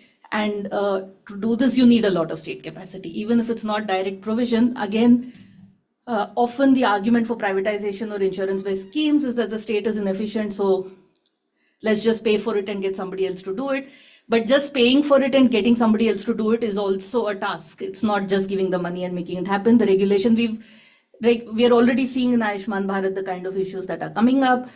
Then you have states, you have it being a state subject, you have states doing their own thing. So all this requires a whole different kind of state capacity. And when you think of that, you feel like maybe it is easier to actually set up hospitals and provide care than to try and regulate an insurance industry and a private hospital industry with huge vested interests where you have absolutely no capacity, and that is reducing. I mean, this whole issue of inspectors being fewer, we also know as a part of this whole thing of making ease of doing business and so on, but in the name of which it's not just ESI, it's so many other labor rights that is getting weakened. And therefore, in the garb of covering everybody and being efficient, what we also see is a lot of exclusion. And I think that is what I want to raise the concern about. And while ESI, like Anandita's work does show that if you assume that all this employer contributed insurance is ESI, then the impact it has on out-of-pocket expenditure is much more than what the publicly financed, the government health insurance scheme. So for whom ESI is working, it's better than Ayushman Bharat or anything else. But the group for whom ESI will ever work is still very, very small and probably shrinking. There will be fewer and fewer people who would fall into that category. And therefore, I think what we can get from ESI is the idea of this comprehensive social protection, which is not just inpatient care, not just so many rupees for, I don't know, testing or medicines, but whatever it takes and all the benefits. But beyond that, I feel one has to look at it as a state, as a public health system, and how do the various pieces of the puzzle fit in that. That's basically what I wanted to say. Just 2 points I wanted to respond to the data that Indranil presented, and I think it kind of adds to why it's so complicated. One was this quintile based, which I again wanted to share. Anandita and I were working on this quintile data, that was part of her PhD, and it is puzzling that as you go to richer quintiles, there is greater coverage even when you look at only publicly financed health insurance, which is supposed to be targeted to the poor. But one of the things we found also is that particularly in this period where there is no Ayushman Bharat and they're mostly state level schemes, that the states which had publicly financed health insurance at that time are also the richer states. So when you use these national quintiles, it is the poor of the Tamil Nadu, say somebody who's in only within Tamil Nadu in quintile 2, in India is in quintile 4. So here what I'm doing is using State quintile and then aggregating. You are okay, so that's what we also did. So when you do that and you look at only publicly financed health insurance, then it becomes a little more progressive. It is still not very progressive, but that again, beyond that technical point, what it tells us again is that just by the accident of which state you're born in, the kind of health access you have and whether you're considered poor or not completely changes. And like say in Andhra Pradesh, when they did their health insurance, the Arogyasri, Andhra Pradesh said 80% of Andhra Pradesh is poor, and it's one of the richer states in the country. And so there everybody gets included. So it opens up, once we go this insurance route and the non-universal route, it opens up a whole set of worms which we have to think about even when we're thinking about health coverage. Thank you. any quick clarifications, anything for Deepa? Okay, we'll probably hear and then thank you, Deepa, for raising so many pertinent questions on methods, but overall on the whole philosophy of the expansion of government-funded health insurance schemes. There are convergences happening actually. Now they're asking ESI hospitals to be part of the PMJ design. But then whether those kinds of convergences are actually effective if the overall financial protection is very limited, we need to see. But then the other kind of convergence that Deepa talked about, where you are saying that can we have the publicly provided, publicly funded system getting somewhere connected to ESI kind of design is something. Arun, you wanted to say something? No, I'm saying that convergence efforts, the level at which it is happening today, is not literally conducive to the actual, benefit of the end user, right? What is happening that some level of empanelment criteria is being standardized across the hospital. So if some private hospital is providing services to the ESIC subscribers, then for him getting into the PMJY becomes easy. This is one kind of thing. Then sporadically we keep on hearing that the government is planning to, and then Akshay sir might clarify more, that sporadically decisions are coming that on pilot basis ESIC hospitals will be open to the general population. But as of now, we could not came across a scenario where policy level convergence is happening, operational convergence is happening, and then there's something called technological convergence is also happening at the data level, the way the information will get exchanged and all. So this is a comprehensive route for the convergence need to be taken, which is still missing, sir. Thank you. Definitely. Thank you. Very pertinent interventions, and we'll hear more. Let's hear from Anurag now. Anurag, welcome. Yeah.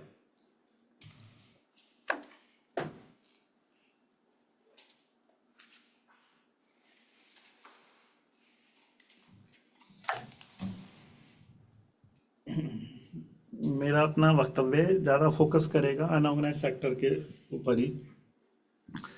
एक तो health insurance से पहले मैं समझता हूं कि income insurance की ज़रूरत है। इनकम इंश्योरेंस नहीं है। इनकम इंश्योरेंस हो तो शायद अगर स्टेट फंडेड ना भी है तब वो स्वयं भी हेल्थ का केयर कर सकता है व्यक्ति। और दिल्ली राजधानी के अंदर ट्रेड यूनियन मूवमेंट में मुझे लगभग 22 साल हो गए काम करते हुए। मिनिमम वेजेस भी इंश्योर्ड नहीं है यहाँ पर। ये जो मैंने अभी एक कारखाने की घटना का जिक्र किया था मुंडका में, वहां पर महिला कारखाना कामगार को 6 से 8 हजार रुपये मिलते थे। दूसरा जो मैंने बात रखी थी कि स्कीम होने के बावजूद भी लोग लाभान्वित क्यों नहीं हो रहे हैं, उस बात को भी समझने की जरूरत है। अभी दिल्ली के अंदर इतना बड़ा एक डायकॉटमी पैदा हो गया कि दिल्ली के अंदर स्किल्ड वर्कमैन का वेजेस हो गया 21,000 से ज़्यादा। और हमने तुरंत, जब ये डीए अनाउंस हुआ था दिल्ली सरकार की तरफ से, हमने सेंट्रल लेबर मिनिस्ट्री को भी चिट्ठी लिखी थी, ESIC पंचदीप भवन में भी हमने लिखा था कि आपका जो ये कवरेज है रिडंडेंट हो जाएगा, लाभ ही नहीं होगा एक्चुअल एम्प्लॉयज को जो कवरेबल है। तो सरकार या ESIC ने शायद हो सकता है रिकमेंड किया हो, रिकमेंडेशन भेजा हो भारत सरकार को, मगर सरकार इतना समय ले रही है कि उस पीरियड के बीच में वो जो बड़ी संख्या है, लाखों में है, वो एम्बिट से बाहर है।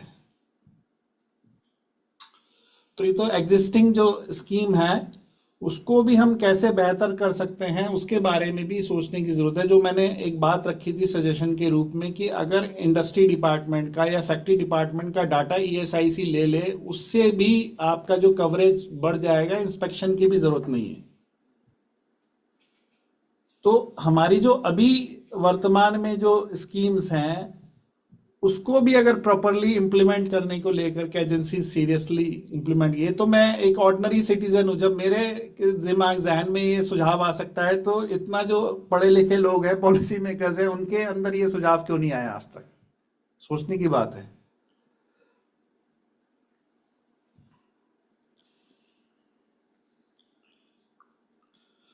दूसरा जो एक जो बड़ी चिंता का विषय है कि लगातार जो एम्प्लॉयमेंट सिनेरियो है और सरकारों का भी, जो विभिन्न सरकारों का जो फोकस रहा है, ऑर्गेनाइज से अनऑर्गेनाइज की तरफ हम लोग एम्प्लॉयमेंट में बढ़ रहे हैं। तो संख्या लगातार बढ़ती जा रही है अनऑर्गेनाइज सेक्टर के अंदर जो काम कर रहे हैं लोग। तो वो एक बड़ी चिंता का विषय होना चाहिए। क्या ये अगर इसी दिशा में, इसी गति से चलता रहा, तो जो लोग आज कवरेबल भी हैं वो आने वाले दिनों में because of policy, employment policy, वो लोग भी एम्बिट से बाहर होते जाएंगे। जो शायद दीपा ने बोला भी कि ESIC भी आने वाले दिनों में पता लगेगा कि और कम कवरेज कर पा रहा है। तो हमारे को ये जो एम्प्लॉयमेंट पॉलिसी है सरकार की, कोई भी पॉलिटिकल पार्टी हो, मगर जो डायरेक्शन है एम्प्लॉयमेंट के विज़ावी, वो अगर यही रहा तो और हेल्थ जो सर्विसेज है और रिड्यूस हो जाएगा, कवरेज और कम हो जाएगा। तो उसको भी हमारे को क्वेश्चन करने की जरूरत है, चाहे वो स्टेट फंडेड हो या प्राइवेट प्लेयर्स हो। मगर अगर आपका एम्प्लॉयमेंट पॉलिसी यही है तो अनऑर्गेनाइज सेक्टर लगातार बढ़ता जा रहा है।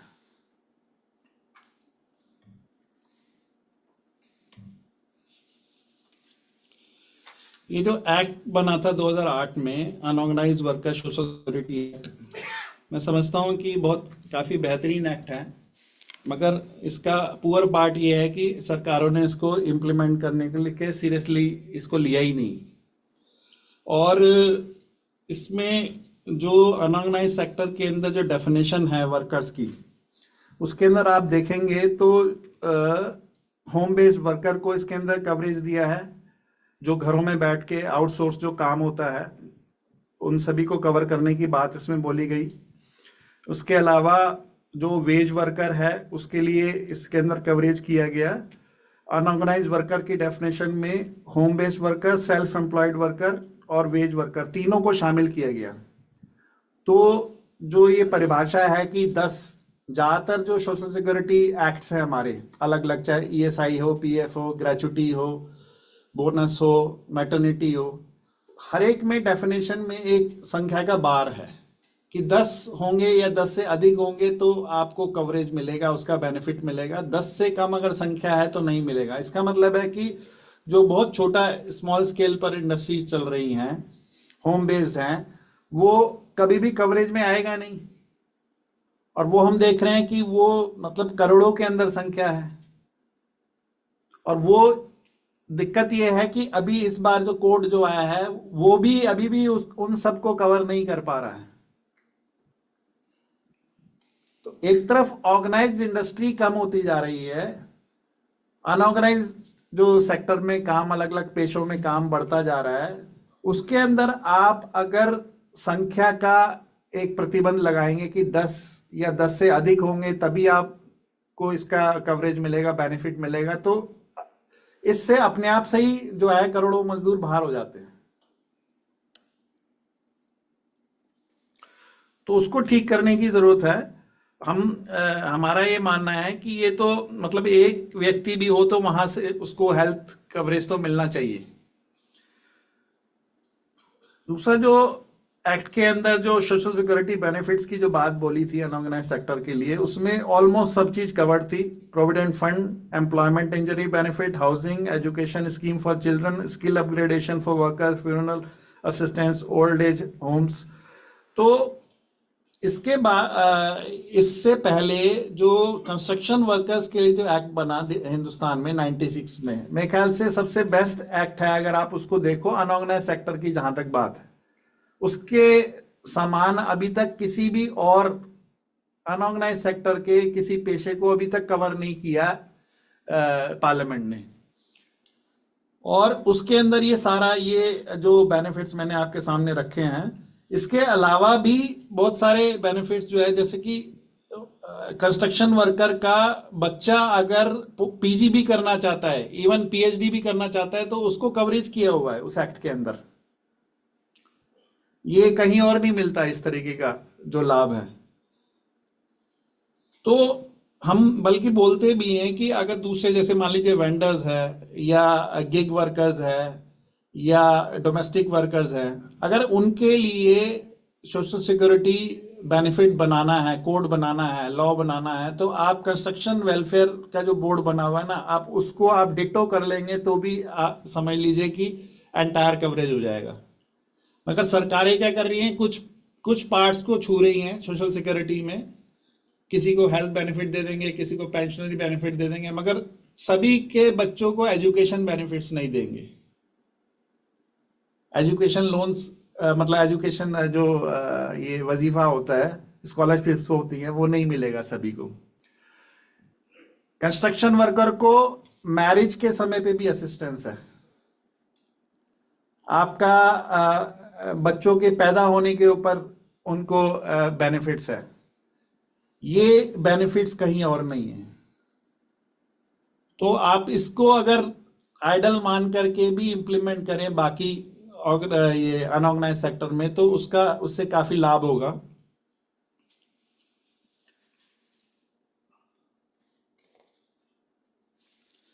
एक जो सवाल जो फंडिंग का जो इशू बार बार आता है, जो इसमें पुराने एक्ट के अंदर तो मतलब अभी तक तो है, वो लागू नहीं हुआ, अलग बात है, मगर 2008 में जो एक्ट बना था उसके अंदर प्रोविजंस थे कि सेंट्रली फंडेड होगा या स्टेट फंडेड होगा या फिर स्टेट और एम्प्लॉयर फंडेड होगा या फिर खुद से जो बेनिफिशियरी वो करेगा। मगर नया जो कोड आया है उसके अंदर ये क्लैरिटी नहीं है बिल्कुल भी, और ना कोई बजटरी प्रोविजन है। पुराने एक्ट भी जब बना तो उसके बाद में ऑब्वियसली सेंटर को कुछ इनिशिएटिव लेना चाहिए था, किसी की भी सरकार रही हो, मगर वो कोई कॉन्क्रीट पॉलिसी एज ए वो कुछ भी नजर ही नहीं आया। और वो अभी कोड के अंदर भी यही स्थिति बनी हुई है। तो अनटिल अनलेस कि आपके पास में कुछ कॉर्पस फंड हो जहां से आप शुरुआत कर सकें। आप अनाउंस तो कर रहे हैं कि ये हम सुविधा देंगे नए कोड में, मगर वो कहां से देंगे, उसके लिए आपके पास इनिशियल मनी कहां से आएगा, उसको लेकर के कॉन्क्रीट कोई प्लान नहीं है। और अभी सेंट्रल गवर्नमेंट जो कंस्ट्रक्शन वेलफेयर बोर्ड्स का जो फंड है, ये भी अपने आप में यूनिक स्कीम है कि वर्कर को कुछ भी कंट्रीब्यूट नहीं करना पड़ रहा है। और पूरे देश के अंदर आप देखोगे तो 54,000 करोड़ रुपए से ज्यादा राज्य सरकारों के पास में फंड है।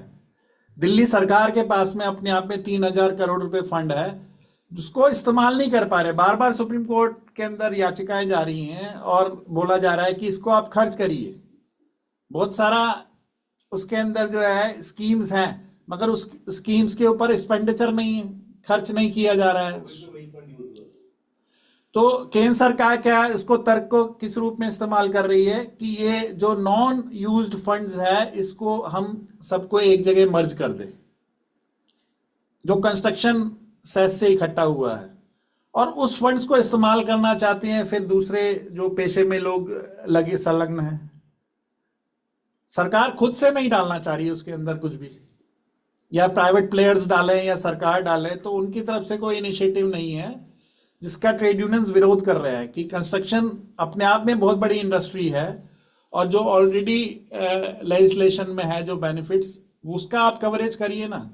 दिल्ली के अंदर आज स्थिति ये है कि इतना ज़्यादा वेरिएशन है, इम्प्लीमेंटेशन का भी इशू है। कोविड के समय पे लगातार संख्या बढ़ा बेनिफिशरीज का, 13.5 लाख हो गया, जबकि है नहीं दिल्ली के अंदर 13.5 लाख वर्कर्स। तो वो अपने आप में पॉलिसी भी है कि जो नॉन कंस्ट्रक्शन वर्कर्स हैं उनका भी रजिस्ट्रेशन हुआ, मगर इस साल अभी की स्थिति ये है केवल 85,000 लोग रजिस्टर्ड है ना। ये जो सेंट्रल गवर्नमेंट का जो इंटरफेरेंस भी है दिल्ली की सरकार के अंदर फंक्शनिंग में, उसका भी वो भी एक कारण है। मगर मैं ये बोलना चाह रहा हूं कि कोई भी स्कीम है अगर वो ढंग से नहीं चल पा रही है तो पैसा होने के बावजूद भी उसका लाभ लाभार्थी को मिल नहीं रहा है, बेनिफिशियरी को मिल नहीं रहा। तो हम लोग तो आवाज उठा रहे हैं लगातार इन पहलुओं के ऊपर, मगर बेनिफिट नहीं मिल पा रहा है।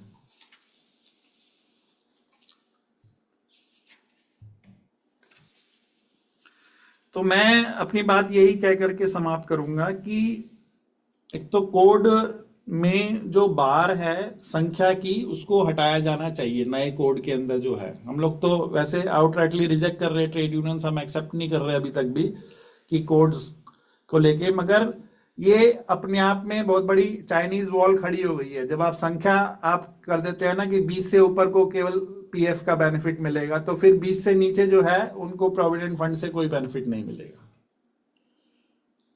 और अनऑर्गेनाइज सेक्टर का जो पूरा स्वरूप है उसके अंदर संख्या की बार को आप नहीं खत्म करेंगे तो वास्ट मेजोरिटी को कवरेज नहीं मिल पाएगा।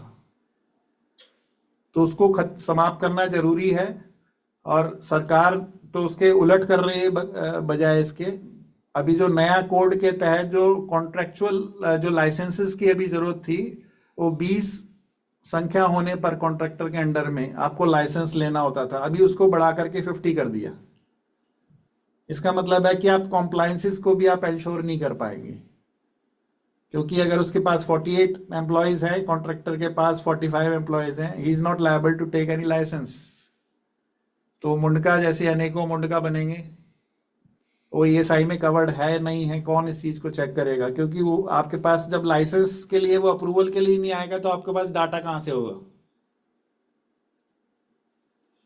तो ये जो नए लेबर कोड्स के और भी चीजें हैं, मैं केवल इतना बात रखना चाह रहा हूं कि सरकारों को पहली बात ये कि एम्प्लॉयमेंट पॉलिसी को रिविजिट करने की जरूरत है, बुनियादी बात है, क्योंकि अनऑर्गेनाइज सेक्टर का बढ़ना अपने आप में जो है ना और बहुत सारी दिक्कतें समस्याएं समाज में खड़ी कर रहा है। दूसरा ये कि कवरेज को बढ़ाने के लिए जो संख्यात्मक जो लगाई हुई है उसको खत्म करना चाहिए। 10-20 इस तरह की जो है, मतलब मैटरनिटी एक्ट भी अपने आप में ये बोलता है कि 10 या 10 से अधिक होंगे तभी मैटरनिटी बेनिफिट मिलेगा, उससे कम होंगे तो नहीं मिलेगा। तो ये तो गलत है। धन्यवाद।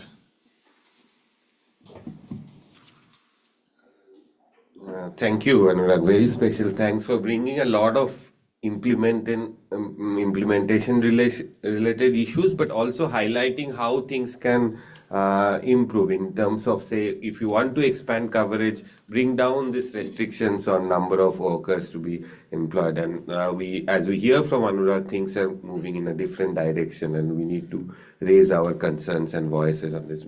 Excellent. We'll come to Vaibhav last, but definitely not least important. We need to hear from his experience of working with ILO and on these issues. Also, maybe if possible, some international experiences, if you can share. Yeah, thank you. How do I scroll? It's there. The other one. There is another one. There are two PDFs I emailed you. Sorry. Good afternoon, everyone. Thank you for having me in this panel. I'm Vaibhav. I work with the India Office of the International Labour Organization as Program Officer. In my work, I coordinate the India Office's work on social security, but also with the trade unions and employers organizations. I'm here also because from 2019 to 22, I was coordinating a project for the ILO on supporting ESIS, and I've had the privilege of working very closely with the ESIC headquarters actually. Also, we discussed with the employers organizations in India and trade unions as to what their issues and perceptions were. So some of the insights from that period of work, I am not the most updated on what is happening, but it's just been a couple of years, so I don't think a lot has changed since then. And then, can I just move around? Can you use the mouse or something?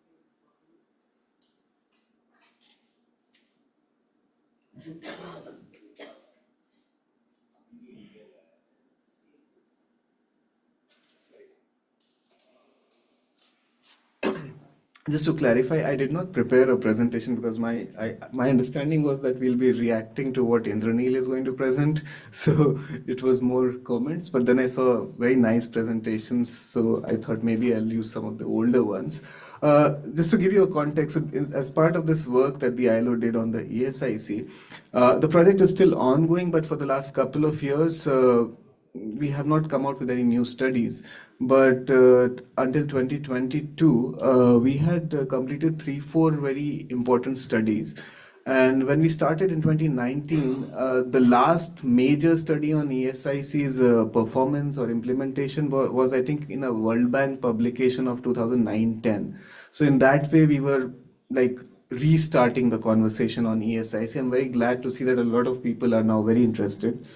Mainly because I think the government is now very interested to improve ESIC's condition. So 3-4 studies, and since I'm speaking to an audience of researchers, they're all available on the ILO website. There is a study which is a primary study in 4 states, which actually, let me just see the presentation here quickly.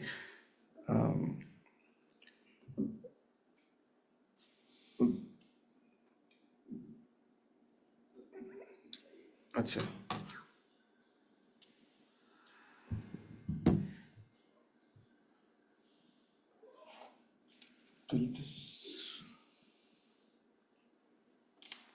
Yeah, it's working. So we did the analysis in 3 main parts, but there were 2 ancillary reports also. The first report was more internal. We used publicly available ESIC data. Mostly from the annual reports. We did send a questionnaire to the ESI headquarters about it to look at the performance of ESIC. Some of that data is now out in, the analysis is out in public. Part of it was in Indranil's presentation as well. Part of it is in a Niti Aayog report on social protection, social health protection. So that you can see in those reports. But 2 other reports that came out, one was on the beneficiaries of ESIC. So there are 2 parts of the problem. Making the current coverage effective, because as we all know, even the current beneficiaries are not getting what they should. But also the second part being expansion of coverage. Today we are talking of both. It's a huge topic, so I don't think I'll be able to do all of that. And don't mind that I'll be jumping through these slides because just want to make some key points. We don't have time to go into the details. But so one of the studies looked at what the perceptions or experience of the current beneficiaries were in 4 states of India. Fairly large sample, I think 3,000 to 4,000 respondents, including both employers and workers. So we got issues faced by both of them. And let me give you some quick highlights from, this is the technical study which looked at ILO data. Some of it has been discussed by Indranil already, so I won't dwell on that. Although there was one important part of this analysis which hasn't come out in public is on the governance issues. One thing at the outset I want to clarify, and actually I've developed a lot of sympathy for ESIC while working with them because they asked a lot of questions that are not in the mandate of ESIC. ESIC today cannot decide that, okay, we'll expand coverage to another 50 lakh or 10 lakh workers. It is a policy and political decision. They are a statutory organization. There's an ESI Act, so they can't go beyond that remit. That's one. Two, like Mr. Kala said, that states are responsible for a large part of the implementation. So this was a tough learning because we had completed the entire survey, and when we sent it to ESIC for their feedback, the question was, please segregate it by ESIS and ESIC. So in common parlance, ESIC is what the headquarter runs, the hospitals and facilities, and ESIS is what the states run. We were not aware of this very important distinction in the data. So for researchers who want to work on ESIC, please keep this in mind because your policy recommendations will differ based on which category you're speaking about. So that was one thing. And the other thing, there's an increasing tendency to compare ESI with the health insurance programs and schemes. When you say social health protection, it's a different concept, and Indranil put up the ILO definition there. We could go more into details on that. But there are a lot of consultants and reports and media articles that compare ESIC, say, with private insurance or what, private insurance is doing in developed countries, European countries, American countries, and then they show this unspent funds, which we don't call surplus, we call reserve funds, because if the scheme were to actually effectively get implemented, these funds are not enough actually. So I think it's erroneous to compare it with a health insurance per se. It's a social protection program. Even though the expenditure is largely on the health part of it, the cash benefits are equally or even more important to the workers because there's a strong labor protection component of the ESI scheme, right?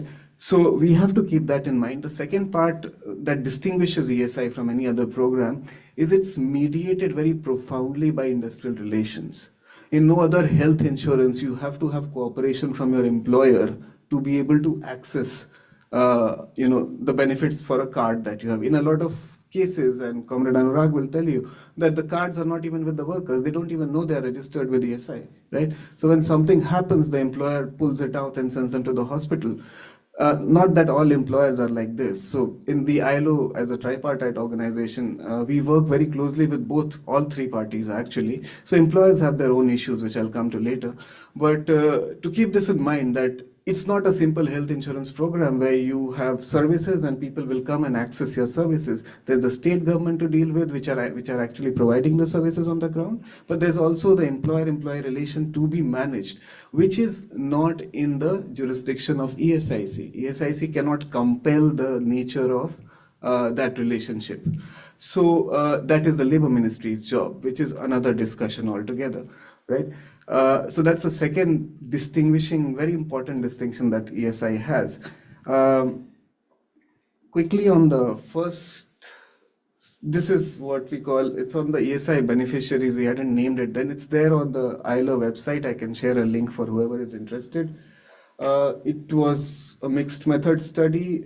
You can see the numbers here. Not going into details, but 4 states. And this was done during COVID, so some of the data should be taken with a pinch of salt. But this is an experiment that we did. This is not the final index. We have submitted this to the ESIC and the Ministry of Labor, trying to rank performance of states based on certain parameters that are mentioned on that side. What is not there is we have not weighted the parameters yet. And that weightage cannot be just given by an external agency. I think this is for the ESIC, if they want to take up this idea, to develop some kind of benchmarking of performance. And you'll see, so Kerala is obvious at number 1, but you see Maharashtra is at the bottom, lower than Bihar. So this is some anomaly that needs to be looked into. So please don't take it on face value, but an interesting idea again for researchers to develop something like this.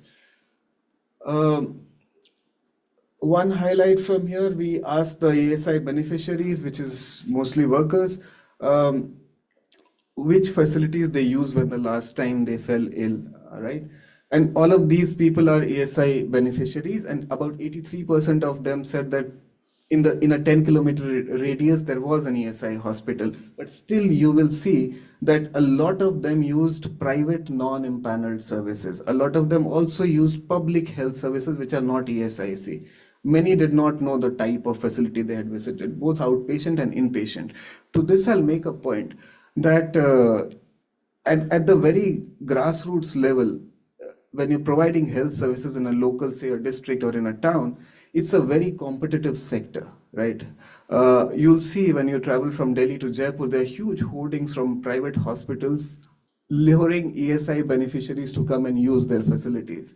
So not always, but if local level landscape of health service provision, especially by the private sector, is very competitive, and ESI does not really act on that information. This is something we need to discuss more.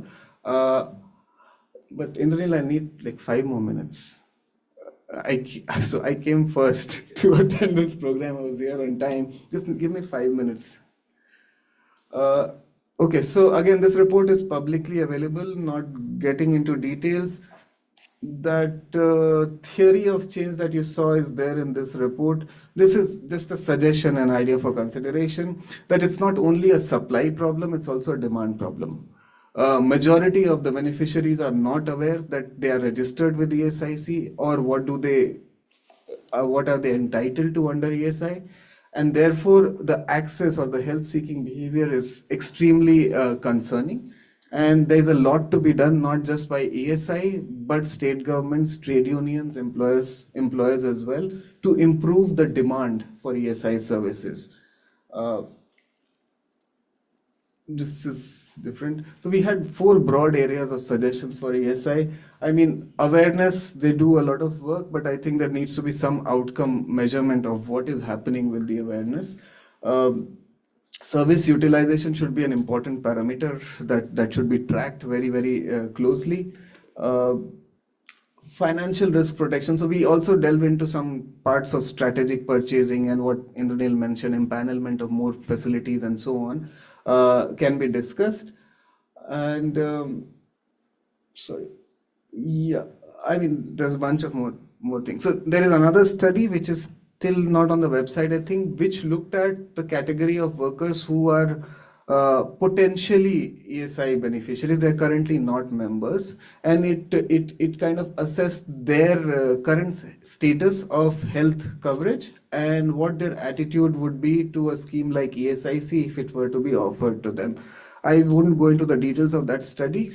I do want to add a couple of points before I finish. Yeah.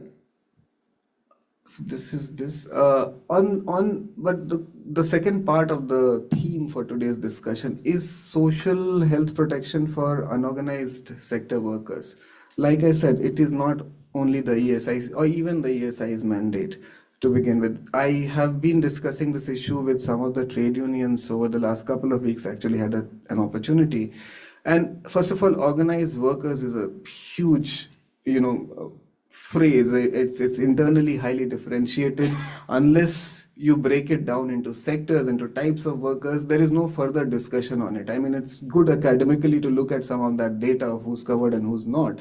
But if we are serious about actually looking at some immediate gains for the workers, one idea could be to look at the workers who are at the peripheries of existing scheme, like 21,000 plus income workers who could potentially be covered by ESI, have employer-employee relationship. Also, ESI does have a section 5 in the act, if I'm not wrong, which allows them to notify new groups of workers that can be covered. I believe municipal corporation workers have recently been brought in the ambit of ESI. So those kind of focused negotiations, discussions can happen with the government, where you identify a set of workers who could potentially be covered by ESI, and that can be done. But then there is now Ayushman Bharat, there is eShram, and there are so many different schemes. One is not able to make out what the larger plan is, right? And in that context, I think, I will close with this very specific point that gig workers, for instance, we have been discussing recently. There's a lot of discussion. Second draft of the Social Security Code explicitly mentioned them under the ESIC. So there was hope that there'll be an ESI scheme for gig workers. But now, increasingly, the indication is that unorganized, the 2008 Act, which is now in the code, under that some scheme will come up. We don't know. I'm not sure even ESI as of now can comment on that. But again, the discussion is there that whether they are employees or whether they are unorganized workers without employers.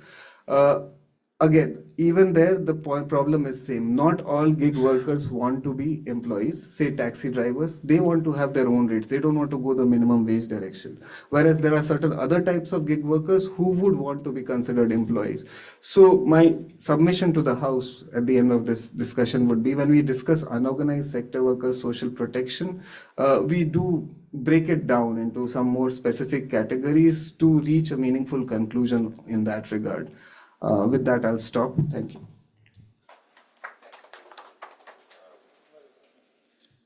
Thank you, Vaibhav, for sharing your thoughts and lots of insights also. We started a bit late. If I may take the chair's permission and have one round of questions, and because people have been patiently listening and there are many experienced voices here. Any quick thoughts, questions, and suggestions, anyone? Continuing the discussion from where Vaibhav left, I just want to highlight a recent work that we were doing for quite some time, but it got into some kind of working paper only a couple of weeks ago, where we have looked into the committee's report, NCUES report, and also using several other data sets, tried to map the different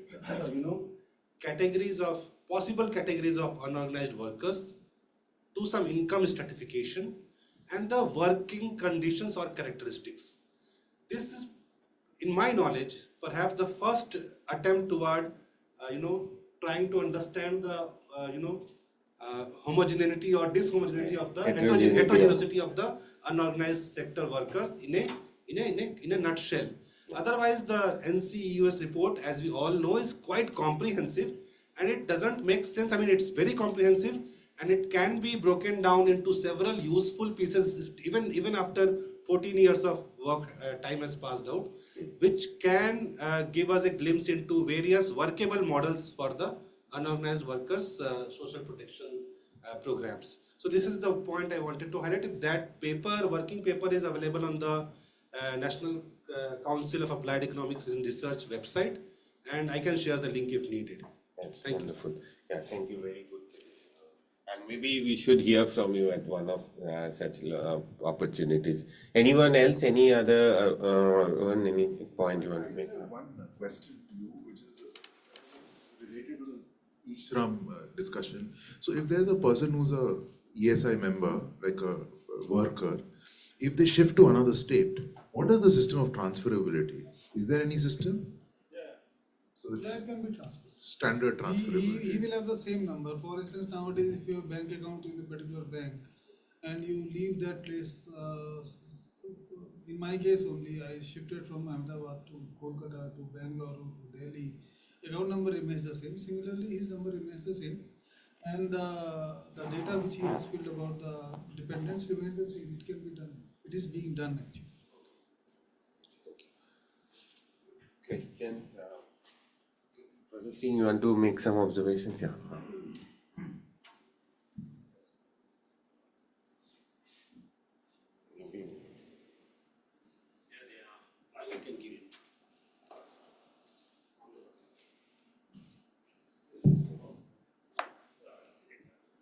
So just some broad observations.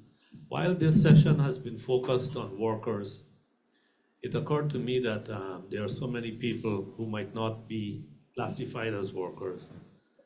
And the question that arose in my mind was what happens to them?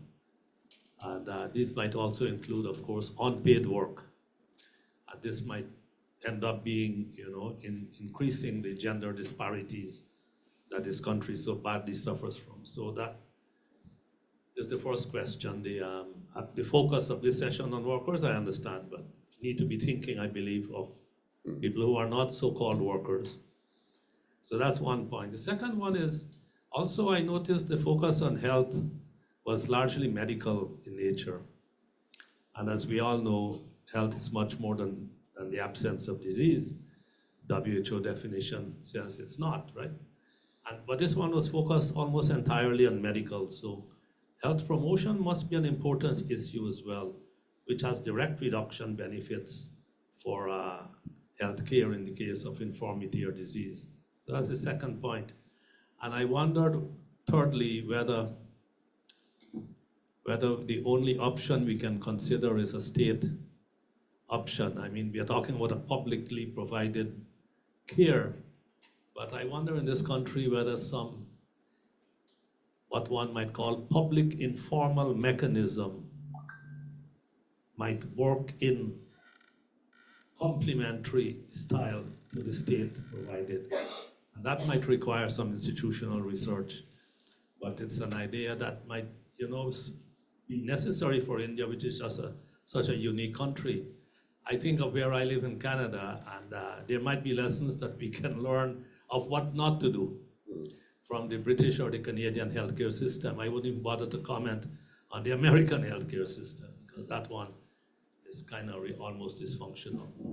But there might be lessons to be learned as well. So this is a big challenge, and one will have to come up with pretty innovative thinking and research, which I don't hear happening yet. Those were the few points I wanted to make. Thanks. Anyone wants to respond to?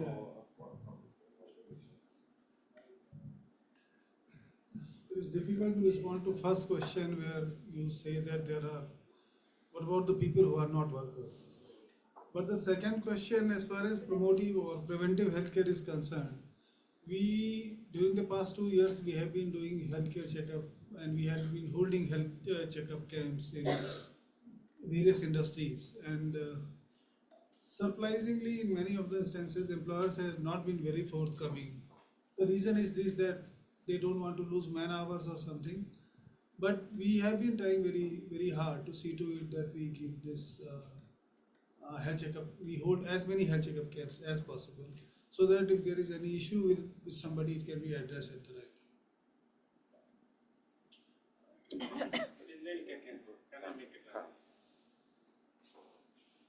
Very good afternoon to all of you. I'm Dr. Avik, working in geriatric research.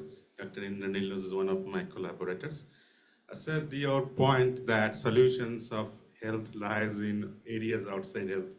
But we are India, if we see what we are facing, we had a big issue with the COVID when people were dying. Still, when you think from a healthcare or a health perspective, mortality is very important. We have to prevent mortality. So that's the basic thing we have to do first. Health promotion is there. We have the national health programs that are taking care of the health promotion part, so that the people do not fall sick. In most of the government programs, the health programs which have been channeled to all of the people, it has. But still we are developing, because we are facing the health crisis. Still the mortality remains one of the major concerns, that when we have to do a prioritization of the health issues, we have to still focus on the mortality, that areas. But health promotion is part of most of the focused health programs in the country. Thank you.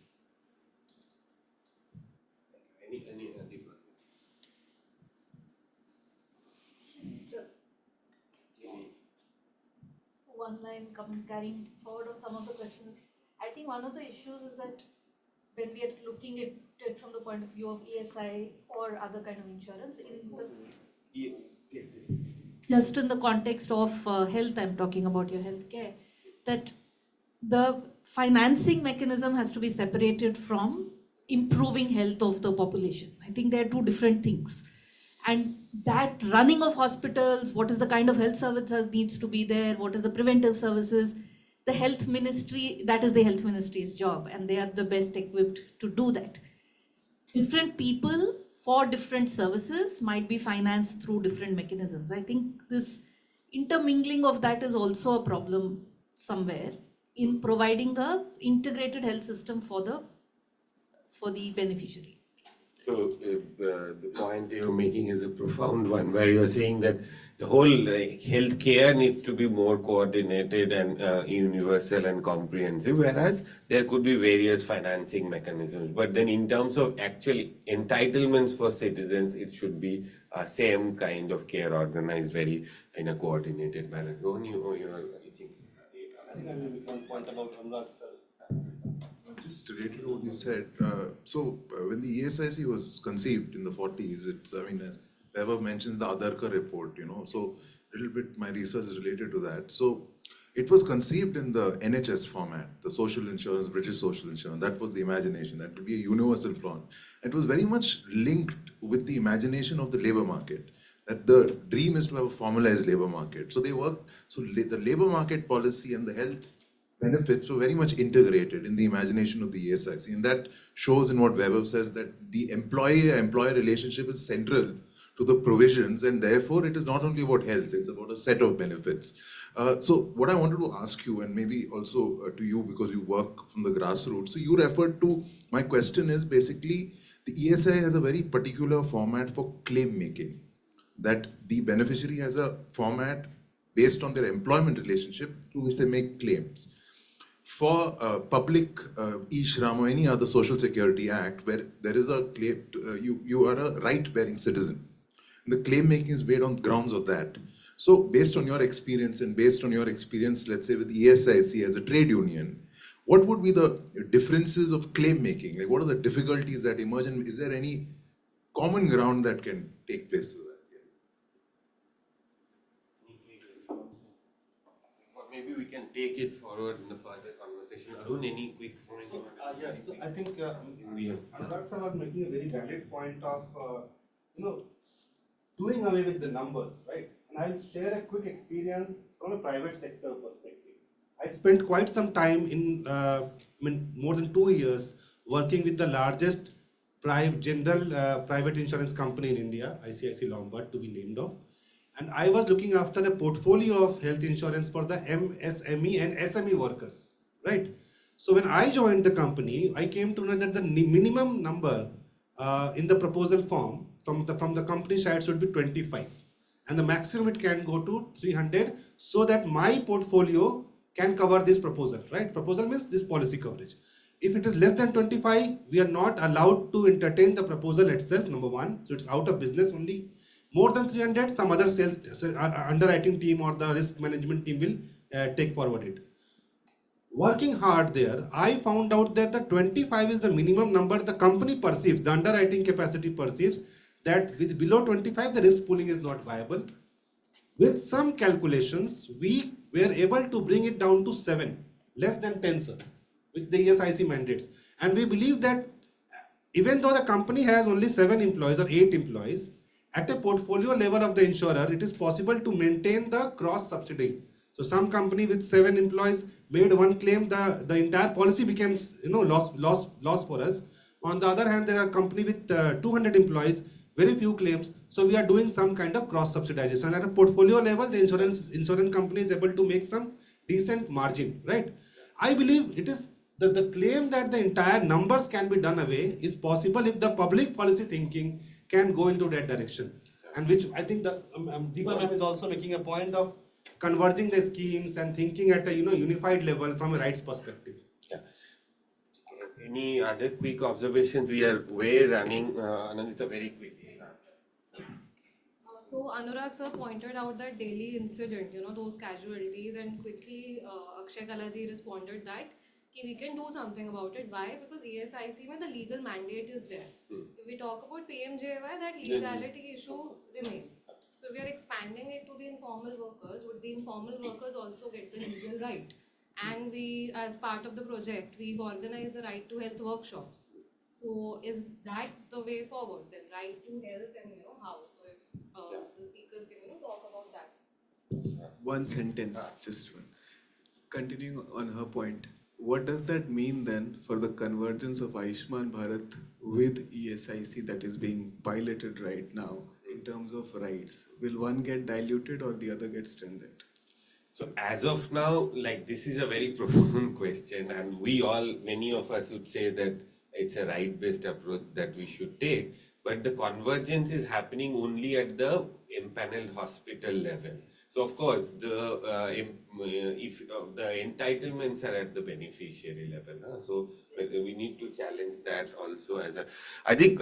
Sorry, I'll close this because we apologies for starting late, but also for patiently hearing and making such very important insights. What we'll try is bring out something out of the key questions that have come up. Some suggestions will come to bring out, and maybe this will we'll have to have further conversations on related themes like many of you have suggested, and maybe probably also very specific aspects.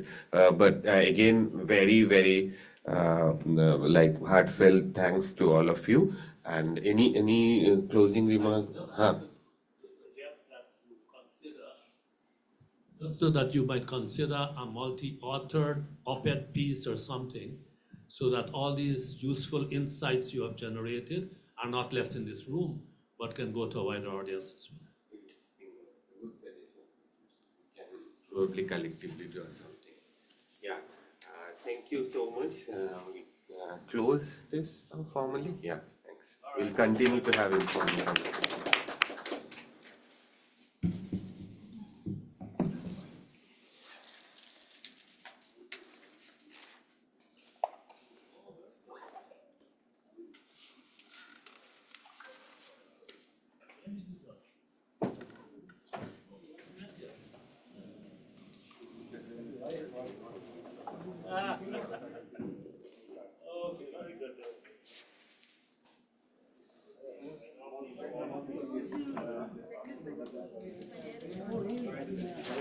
Thank you.